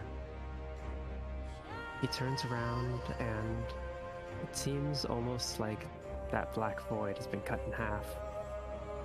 One half where Tyrandrum stands, and fully encapsulated in pitch darkness, and the other, what seems to be a shade of gray, with a single point of light far in the distance, where Mistafar, Sora, Amrit, Phoenix, and Judith stand, all with smiles on their faces.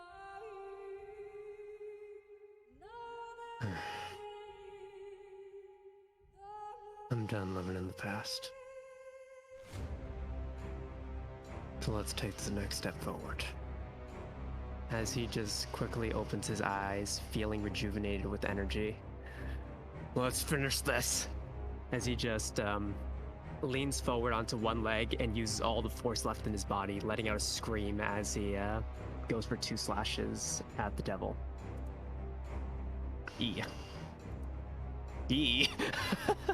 Still really tired. Swing with all your strength, with the devil heeding your words as you strike the fear of God into his unholy body. He gives you all the attention you deserve in order to deflect your attack, Realizing that you are a prominent threat, you shall not be taken lightly. Perhaps so much focus on you, Lewis. These attacks didn't merely miss, required the full attention of your foe, or else his life forfeit. Devil may be all powerful. You have shown him what it feels to be afraid. Damn right. I will not be ignored. It is my destiny. Palm has told me so. I will not fail her, my queen. And I need that charisma saving throw from the battlefield. All right.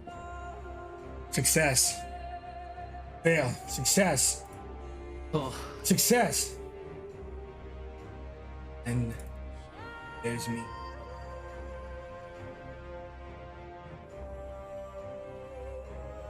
Success.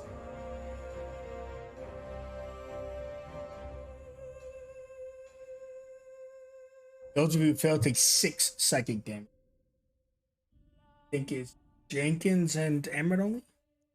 Yup. Was that Phoenix? That No, failed? Phoenix and Everett. Oh, it's Phoenix. The ball gets 8 more damage to it. Last time it got 4. Now it's up to hard 20 damage. Total 5, okay. All right, he drops the ball down. Those you in its immediate vicinity, Phoenix and Judith, will meet a strength saving throw, or be pushed back and fall prone. The ball hits the ground. Concussive wind explodes out of it. Judith stands her ground despite her inability to fight. She just digs her loot into the ground because it's not meant for playing. It's meant to be a hook. But Phoenix, you get blown towards the battlefield, to the right of you at least, not in the line of the thing. You fall prone and you take a d6 of bludgeoning that you can roll yourself as the ball rolls upwards towards Lewis. You think you're so strong. Survive another one of these. Lewis, dex save. Well, I'll give you an option here, Lewis. Wait. You can use your strength, but if you fail, you're going to take twice the amount of damage. Now, here's why you're like, why do I want to do that? Maybe I'll just... If you succeed, I'll let you toss this ball over your head right into the devil's face. That's why you want to do this. how much is the damage stacked right now?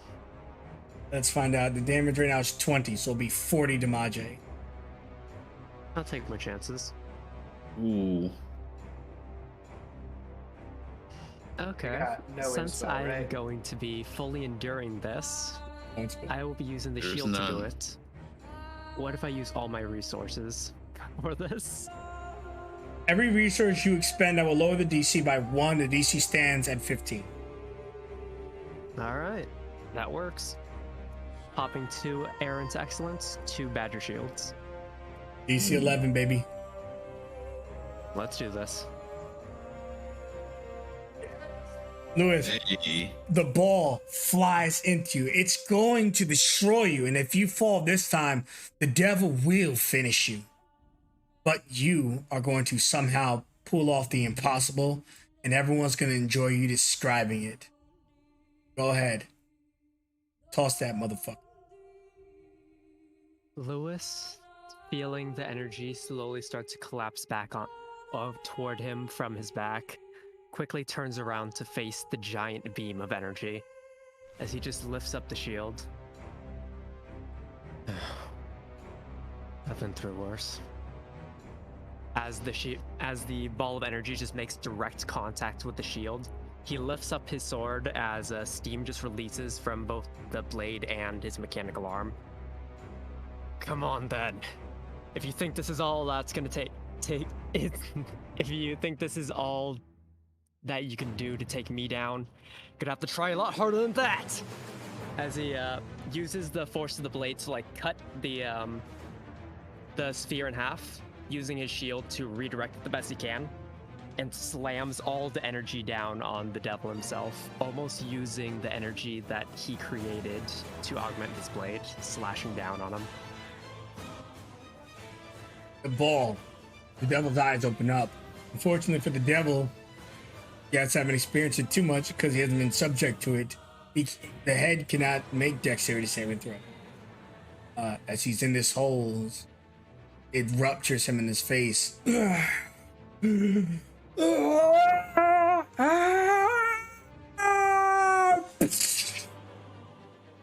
Flash of light. Ball explodes. The devil reels back into the hole. His face begins to collapse on itself as though he's made of clay. It breaks and shatters slowly inward. And as his face kind of collapses and breaks, he looks down at all of you with his ball that slopes out of its face, rolling onto the battlefield like a piece of glass as it cracks. The devil, liar, dead. To the mouth with you. Mouth he'll go. Phoenix was about to shoot at him, but Lewis got it, so she's gonna run over to Mystafar. No, no, no. I need you. You're supposed to teach me so much. Come on, get up. And I, the player, know it ain't useful, but she's gonna dump a Cure Wounds into him because she is bothered right now. I need you. Get up. I need a teacher. You gotta teach me. She's like pounding on his chest. Yeah. Phoenix. No, nobody else could teach me. I need him. We could maybe find a priest or someone, but not here. Not now. Dora would come and sit down next to Phoenix. Her eyes crestfallen as she looks at Mystafar. And she just raises her hand out to touch his face, to close his eyes. Ilanan, Mento, Ilanan.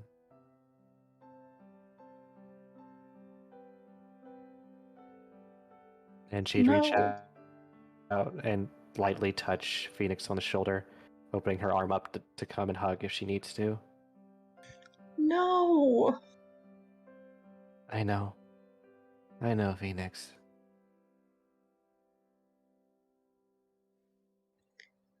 God damn you. And she just will get up and let's take a walk to Jenkins, but somehow he came over. He sees you're pleading to Mystafar, and he says to you, thank him.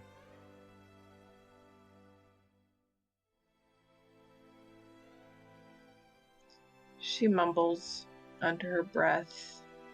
God damn it. You did everything you could, Phoenix. We all did. He did. Don't understand. Don't understand what?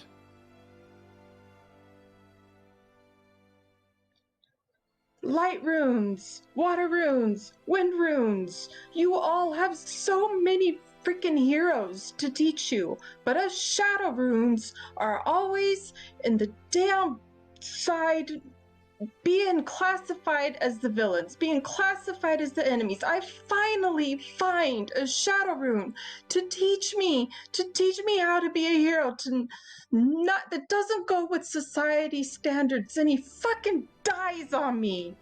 That's what you don't understand. I don't view you as a villain, Phoenix. One of the few. She just stomps off. She wants to follow, but she has an emotional understanding to let you take your time, so she'll go to Mystafar and just sit down again. I am sorry that I did not become ready in time.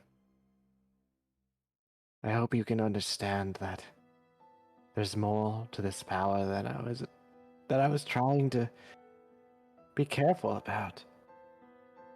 All these Malthus, they grow so strong, but they lose sight of who they are, lose sight of what matters to them. I didn't want my power to hurt anyone.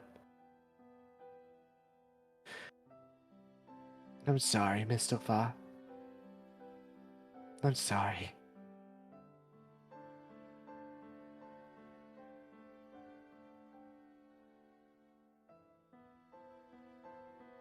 Jenkins, Jenkins, Jenkins,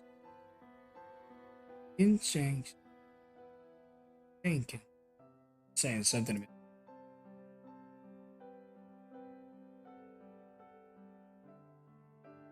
Cora would give Jenkins a little hug as she gets to there. You are so brave and so stalwart, Jenkins. Mr. Far Deep? Yes, Mr. Voss sleeps. He sleeps where there are biscuits aplenty. He never skips breakfast. And most of all, he looks at us all with happiness in his heart.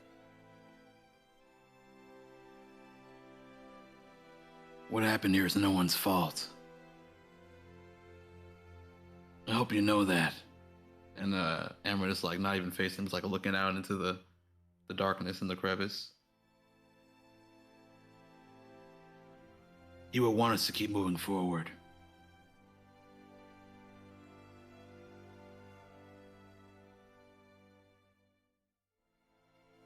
And you all can feel a gentle hand on your shoulder. You don't see anything. Normally this would creep you out.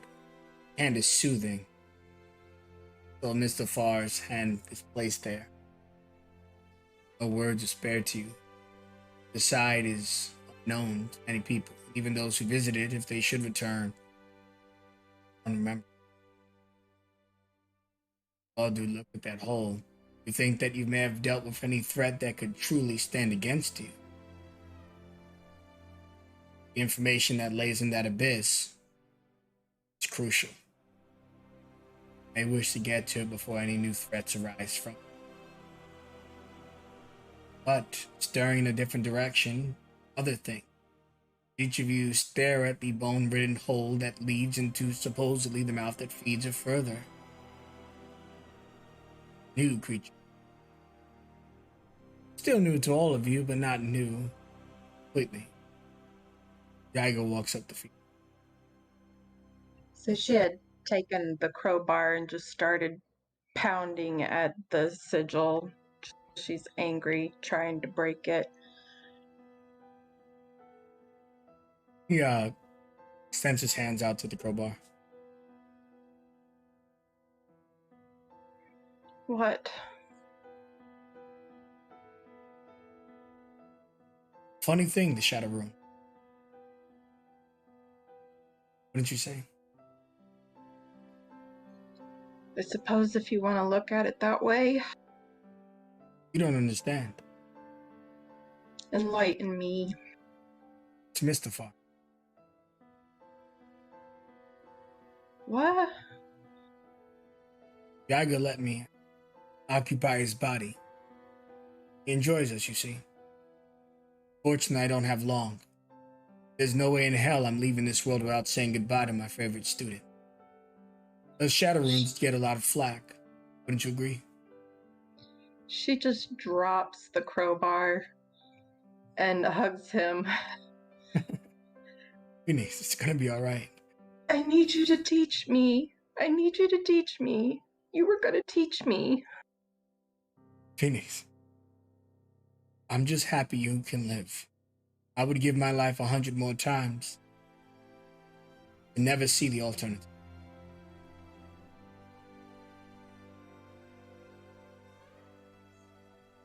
I like the first person that didn't make me feel bad for being a Shadow Rune my entire freaking life.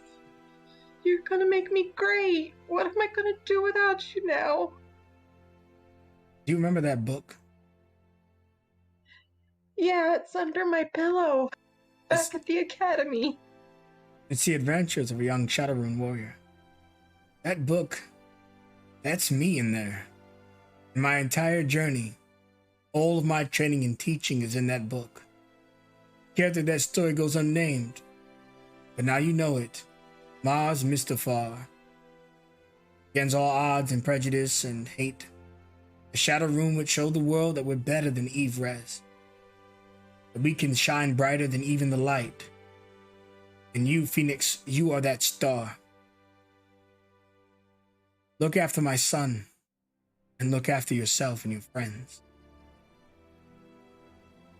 I will. Any message you want to give to him? Just make sure he never forgets that he's strong, that he never doubts his strength, and that he knows that even though I'm gone, I'm still be here looking over him, just as I will always look over you as well.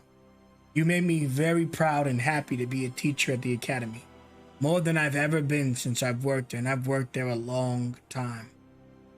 Phoenix, thank you for opening up my heart to this world again.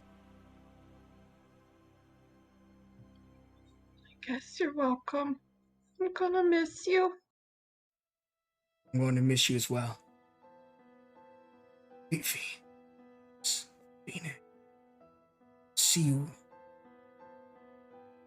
Voice is fading from Naga. She picks up the crowbar one more time, walks over to the closest cave wall, and just winds up as if to hit a home run. She smacks the shit out of the wall. And then she will put it over his shoulder and slowly walk back to the group. Dagger tells you now that he's back in his body. The abyss in that hole, the gateway to the mouth that feeds. It can be closed. Only a Shadowrune can close it. As Istafar told me, first took over, but he knew his time was limited. I told you that when I walked over here. Any idea how to close it? He said you'll know when the time comes. Not exactly a particular thing you'll have to do, but a feeling. Don't know what he means by that. I think I do. Thanks. I'm sorry for your loss. No, thanks for helping us. I appreciate it. Well, you should know that not all rune mouthers are evil. It's like the Shadowrunes. We carry a similar stigma. And I hope to one day break it. First, people like my mother need to learn that there is not one path for us. That we need to break the cycle. Good luck, Phoenix. I need to return to her side. If she comes looking here, well, you get the point. She raises her right hand to her forehead to give him her 2-finger salute she usually does. And then in honor of Mistafar, she kisses the 2 fingers and points them towards him, almost like she was sending a kiss his direction, and she will turn around and start going. The rest of you, assuming at this point, properly tending to Mr. Far's body and looking down in that hole because you know something important. You're God, you're tired, but you can't afford to stop and rest here. You need to get in and get out. But in the distance, as you all have a moment to each other, you will see Phoenix return from the shadows. Sorry, guys. There's nothing to forgive. Gotta close the damn thing. I have some ideas. Maybe my thunder leap can cause enough vibrations to maybe cave it in. I'm not sure. Well, let's get over the problem getting down there first. as he just like starts to get some rope out of his bag. You It's all pause. secure. You pause when you start getting the rope out. You see shadow energy leap off of Mystifar's body. Mastered rune of webbing. Beautiful set. Silken stairs. Spirals the entire thing. All the way into the abyss before its beauty and silver light, touched by the moon itself, disappears. Depths. The last that he will do for you, fortunately the last you will ever communicate with, Mr. Always a giver. Still taking care of us on the other side. Sora will pat his chest. Just stay here. We will finish the job. We will take you home when we're done. And she would stand up, spinning her staff onto her back, and would begin walking down. Phoenix will be right behind.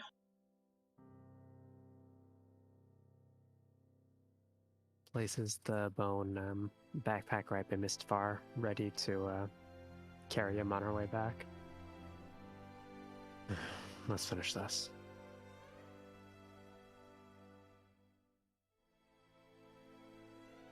And I'm assuming that Judith would take a picture on the way down. Yeah, someone snag a shot. Moment. Who has dark vision? Where's dark vision? If he gets... His shots don't typically have the actual HP numbers and everything, so that's why I haven't been.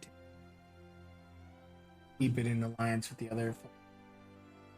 Only the player. Got one.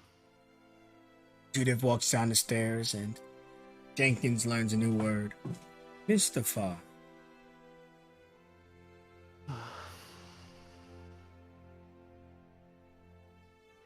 Eventually, all of you will get to the bottom of the silken stairs. Each step you take, the moment your foot steps down, Phoenix, you're reminded of that quote about the star. Moonlight spills. Because people always think of light, sun. Shadow, dominion over the moon, which shines as well. Guides you and illuminates the path, darkest depth. Let's go and descend down. After all, it's only in the dark that you can see the stars.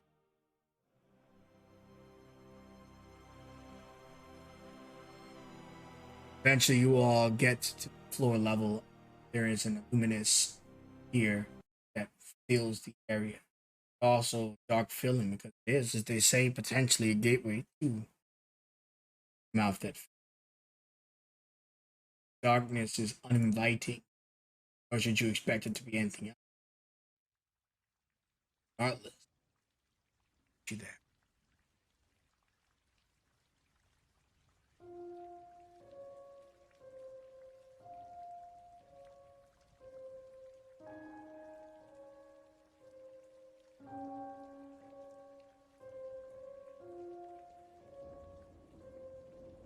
For you in this room are ruptured columns, pillars.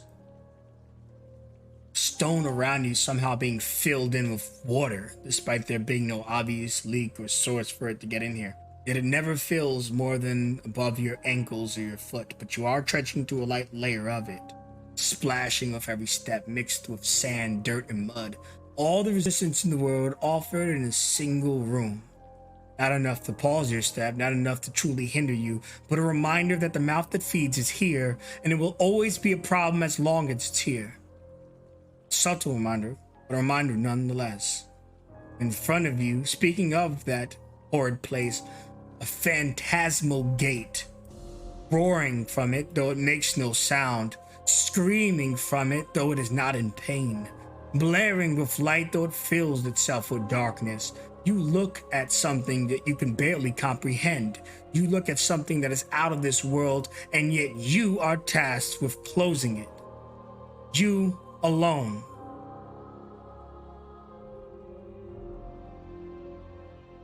Sora will walk up to next to Phoenix and take her hand if she'd allow it. She hesitates, but she does. She'd reach over, then take arm roots and look ahead.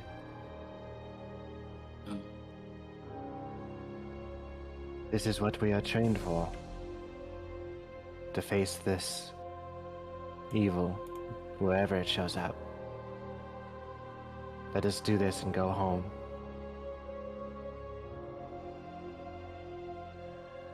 And she began walking forward, pulling them along.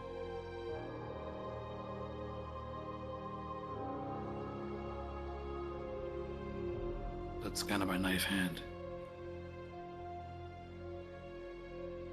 Uh-huh. No, I'm sure it's fine. It's fine. Are you just nervous about holding my hand? I'm just nervous in general right now. Sure.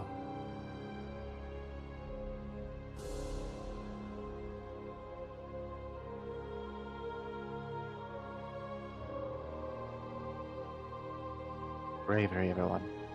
Bravery.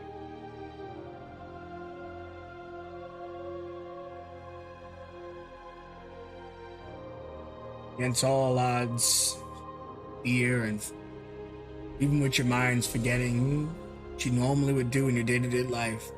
Judith's a reporter, she's got a report. Let's get a photo of this. Do. 100%.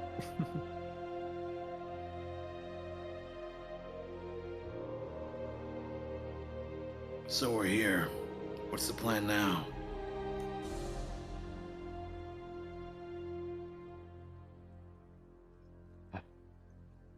When you say that, it almost as if the portal response to you begins to shimmer. Yes. What's the plan now? Like you're looking into a mirror that's broken or fragmented. Though not seeing yourself as something else. Vision of a creature forms against its massive size. Luckily, a creature that's not in this very room with us. Nonetheless, as you watch it, it watches you. So you've dealt with the devil. Musing.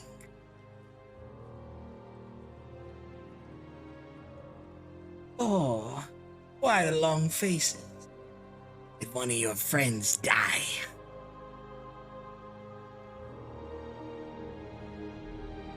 Doesn't matter.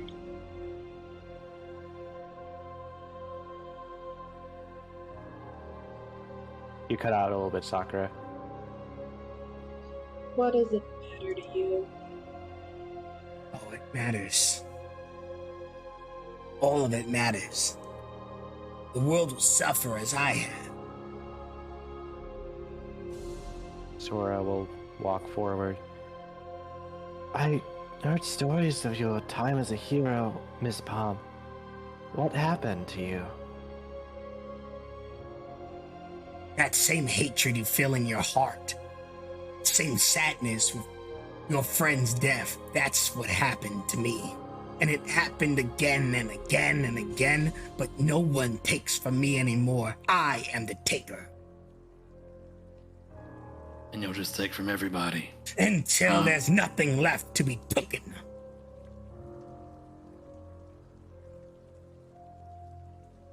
You were a defender once. Now you're back to square one. Just a petty crook. A thief. Queen of the mouth that eats. One of my soldiers fought all of you and still managed to kill one of you. It took all of you to match the strength of one of my foot soldiers. A petty thief could abandon it in the night, run you all for your money. No, I'm more than that. I'm everything. If you are more than that, look at your position, Miss Palm. You could use these mouthers to, yes, make sure you never lose anything again. But you could also use them to finally stop them. You It's exactly what I'm doing. Nothing for them to hunt. They'll starve. Eventually, it'll just be me. This world deserves ruin. I bring it. So that's Oh. it. You've just given up. And there's nothing nature will prosper. World will find its course. Wolves will run and the birds will sing. It's all of you, living creatures, and the mouth that feeds. That's the problem. And when metal rained, I should have let it clean the slate. But I was like you. I believed in something more, something great, that I could be a hero. But time after time, it was taken from me. My family, my friends, my future. It's time to set the sun and let it not rise. Time to break the moon. I'll destroy it all, like it destroyed me. The world will ask from you, time and time again. It will never be satisfied. It will always need. It will want you do this, do that, and then you can be done, but there's always more. And the only one who pays the price, who sacrifices and tributes, the only one who suffers is us, with every cut and every bleed and every time our mind is taken by the devil itself.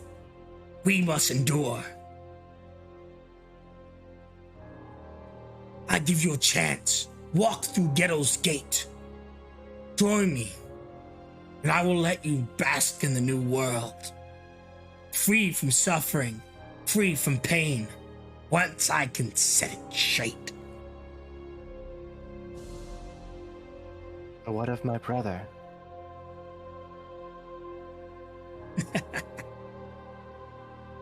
I didn't say your suffering would end, but you'll get a chance to live a new life in a new world. Beauty. I see all this beauty already, Miss Palm. And there's no point to your world if there's no one to endure it with for me. So I'm sorry. My answer is no. You do realize that this was just one gate. Look what it cost you. Can you close the others before you become like me or worse? You're barely holding together now. Stop! Phoenix. Don't come any closer! Lifts up a finger and it glows. You guys can make insight checks. All of you are entitled to these.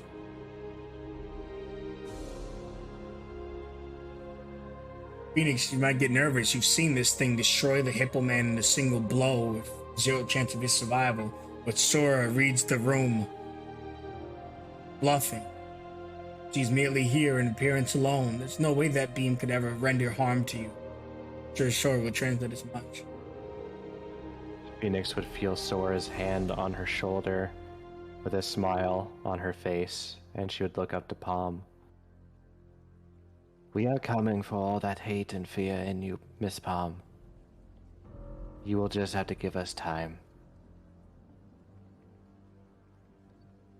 Phoenix looks up at the reflection. I feel sorry for you. But even more so, I feel sorry for the people that love you.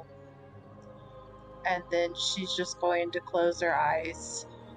And I like to imagine the shadows. Her shadow is twice as long, but it starts to curl around and wreath her, make a column like between the ground and her hands as she has her palms pointed down. Just slowly the shadows swirling around her, starting to take over, and she's thinking of all the moments she's had with Mistafar. She remembers the first time that she was introduced to him at the academy. She remembers the times of being in the classroom, just the two of them talking about the books, the times she confided in him about things that happened in the group, and getting the book and him pretending to, yep, you've been a bad girl, you gotta clean things. Like, she's just thinking of all of those moments and letting his memory empower her and letting the Shadowrun take over to do whatever it is she has to do to close this gate. And you guys see Phoenix just floating. In her mind, she's standing there just thinking. But for the rest of you, she's floating, transcending the veil of space and time, lifted 20 feet off the floor in this 80-foot high cavern. All the energy of the room, lights spilling in. You've never seen something so bright before, Sora.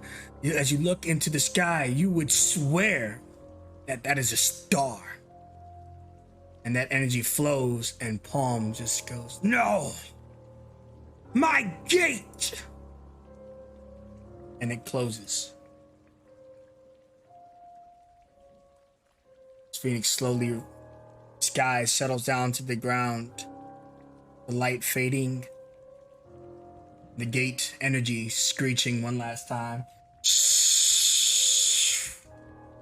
as its green blunder retreats back to the abyss from which it came. Ghetto's gate.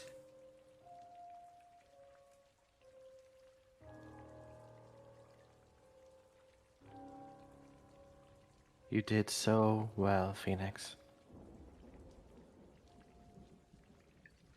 Thank you. Mustafar taught me.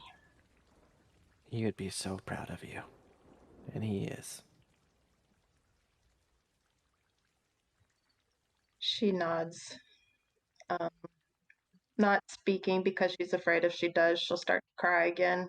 And God, she hates breaking down like that. So she will just look left and right. Does she see a way out of here? You do. Ghetto's gate opens up whenever you purify it. You see it it's transforming.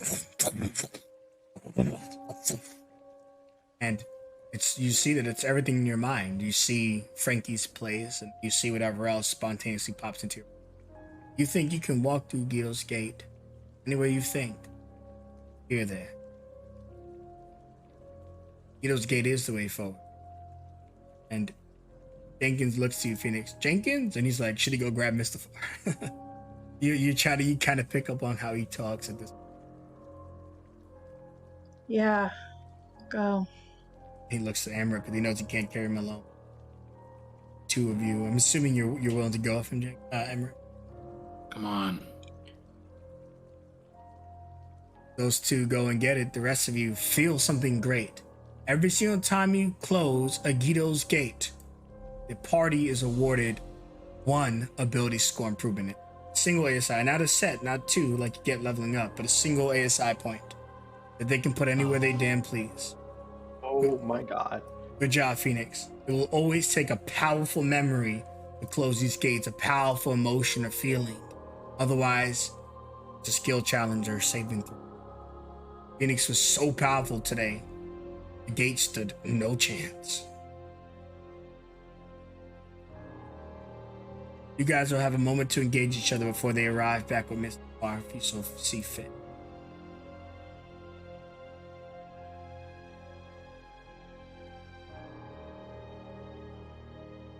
Sora would just hug Phoenix against her with one arm and look at the changing locales of the gate.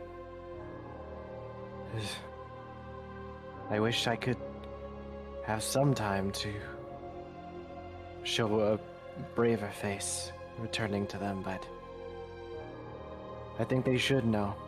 I think they should see our injuries and realize the threat that we all face, that they all will face. So let's show our scars with pride. Yeah, I'm just gonna get there the long way, if that's okay. What? I'm not going back to them immediately. Sorry, player here is searching the sheet because she forgot the damn name of Mustafar's son. I can't believe I forgot. Mortem. Yeah, I'm gonna go to Mortimer first. He deserves to know. I thought you meant you were going to travel across the primordial plains by yourself. That was very jarring for me. Oh no, that would be dumb. Alright, you can do that. Uh, I do not want to lose you. I don't want to lose you either. Again, I'm sorry I kind of exploded on you guys. You didn't. You lost someone you cared about. And for me, that's the first time I've experienced it firsthand instead of just through memory. I'm still trying to process it myself, and it was always a fear I would face again. You, though, were amazing, shining with that light and everything, giving us a chance. Like, you go, man. I will be ready soon to claim this rune as my own. I have first wanted to face a Maltha as Sora from the Turtle Islands. Now, Sora of the Aku will find and destroy the darkness in the wells of these Malthas, and come for all that fear and hate and anger. For that is what Sora of the Aku shall choose to do, as it would be for Sora of the Turtle Islands. It'll be an honor to have a front row seat.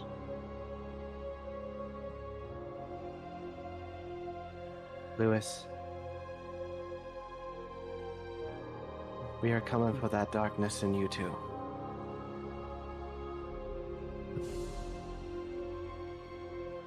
Don't worry. I've been finding it for a while.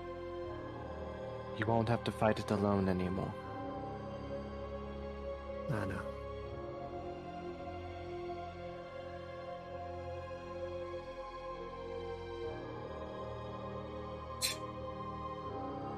Another place not too far from you all.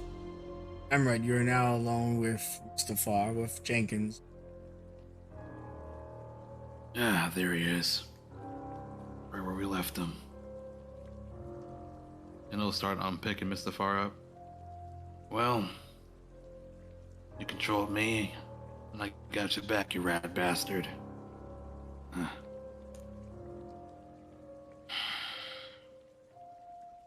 Get his legs, Jenkins. Jenkins picks it up. Mustafar? Slip the leg.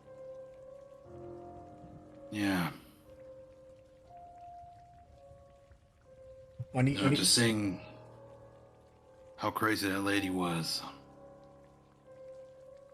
I can't be some dark avenger on some path of revenge. There's always something. And for as long as possible, I'll be there.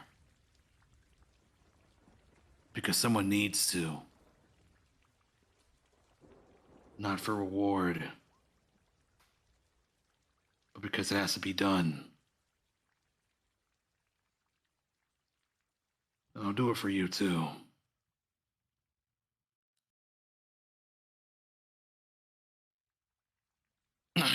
Enough of that. Come on. You almost trip. Gleaming stone.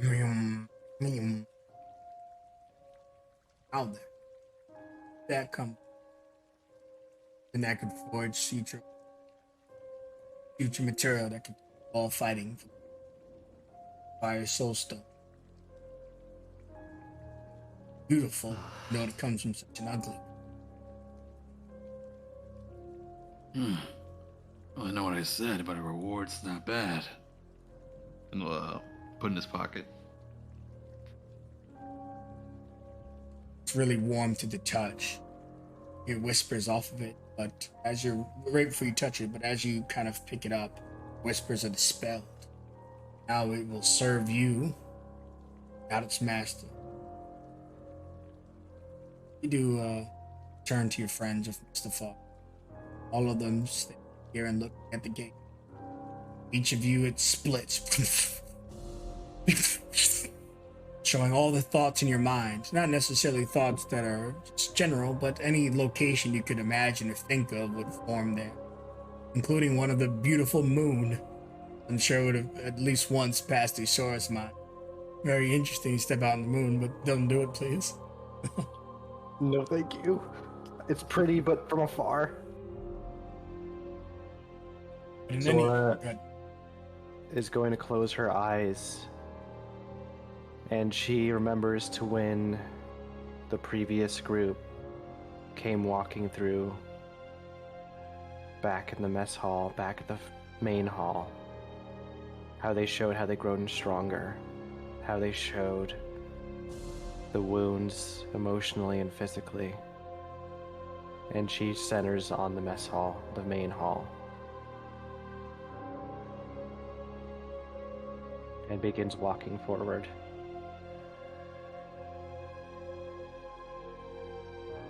Phoenix will come back, instruct Jenkins to carry Mustafar entirely. She says, I'm next. And after, sorry, are you going to describe Sora? No, that was it. Chow hall now. When you vamp into the chow hall, a few people jump up and are scared. Behind you see a green gale just like a spectral portal as you step into the room. And everyone who looks upon you can feel how powerful you came. Just as you looked upon the other students, wondering how they got that glow up, they realize it's you, Sora. People you would just see day to day that just live on the school or work there, from the cafeteria staff to the janitors to the other students. They can see you've been through hell. They can also feel that a different person returned from that quest. A stronger person. Someone ready to fight the horrors of the night. Beat them back. Phoenix, what do you look upon? Where do you go? She thinks of that time back in the early days of being at the academy when she was in Montefiore's room working on his wheelchair.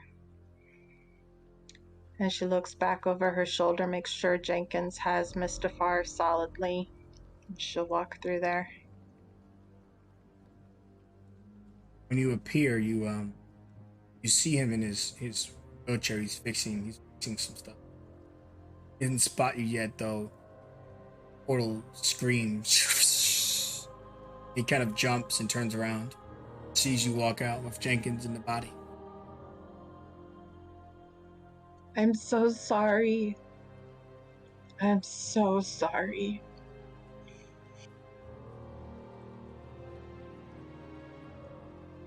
Looks.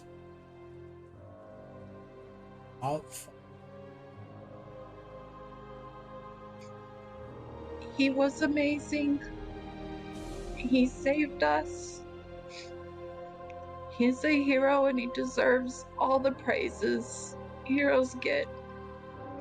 But his last word to me was to make sure you knew he was proud of you and he knows you're strong and he'll always be looking over you.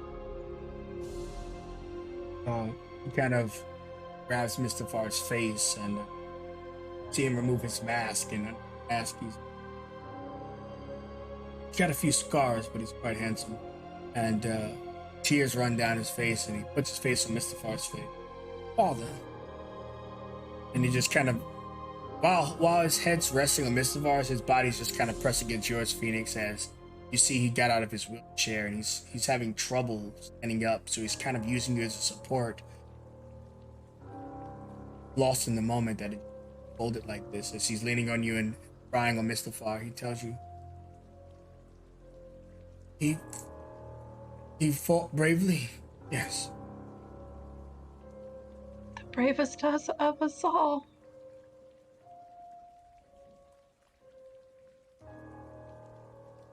Now,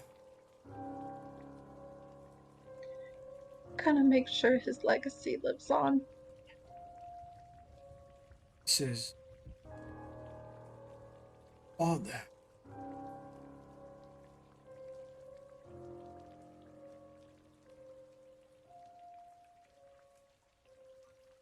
So sorry. I'd imagine There's not many words he can spare you right. I'd imagine that you guys are gonna have a nice long Yep. scene end. I don't think Jenkins is great. Got some type of noise going on inside him rattling. Feels. As that scene leaves, gave you on the floor and Jenkins standing. Go to the Judith. She's got a mission. Don't tell her I said that. Between the flames. Between the flames. Don't tell her I said that. She's like, how dare Go you? start a fight. Sent. Yeah. Autumn. He steps into between the flames. Everyone's in shock. Lifts up some photos. It's called Guido's Cake. Publish it. Just enter. Lewis? Emmerich? What do you see and where do you go?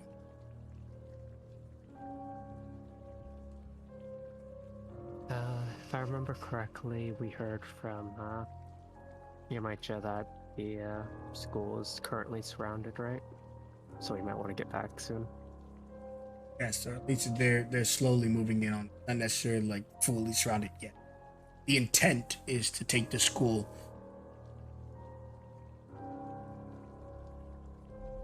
Preparing. Looks like Willem's gonna have to wait. Come on. Let's get some rest.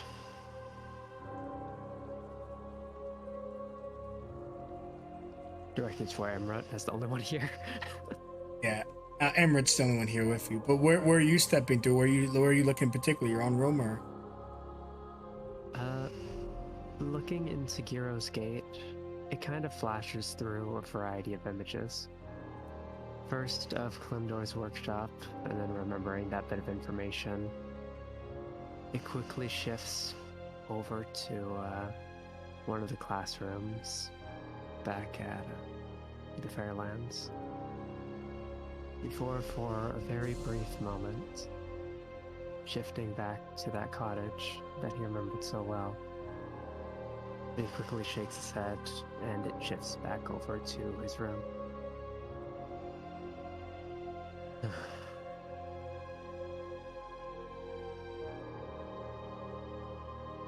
It'll be a long day. About some silence, some screaming wails of the place you just came from, the devil in your mind. Fight goes on. Emrat, you're the last person standing at this gate. Well, it doesn't look as fearful as it did before. Now it's merely like a milky water, clear reflecting back on everything that you look upon. And what do you see, and what does it form, and where do you? Amrit sees. At first, he sees what he would say is his original home. He'll see the temple in Mothmorn,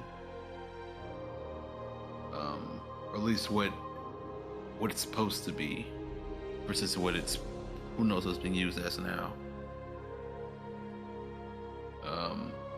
But he won't go there, not yet. Then he'll see the school. And then he'll see, as he's about to step into it, he'll see another image pop up first, and he'll stop. And it looks like woodlands at night. And he'll see like a cottage with a chimney and smoke going out of it. And the lights in the windows, it's like yellow, it's bright. And he's never seen it before, as far as he knows. But he knows what it is. And he'll just stare at it for a moment. And he'll just shake out of it. And then he'll see the school again. See his room. And he'll walk into that instead. Not yet.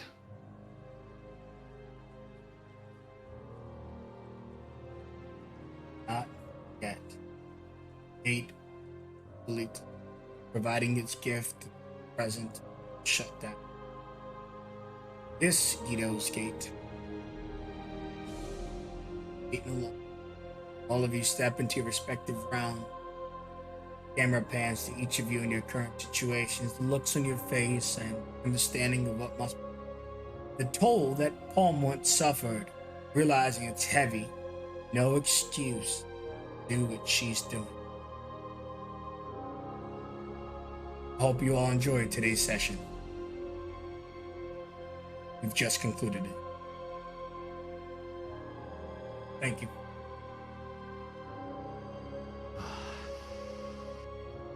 Oh boy. Good game, you guys. Hell yeah. Hell Yeah. yeah.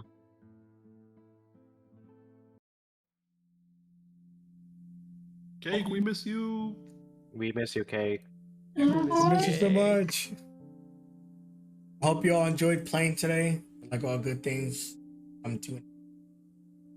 Everyone say goodbye to the stream. Bye, stream. Bye, stream. Bye-bye. I love the fans. All right, I'm gonna roll the credits. I'm going to speak for the second. For the rest of you can. I'll see you all in. I'm an idiot. I don't.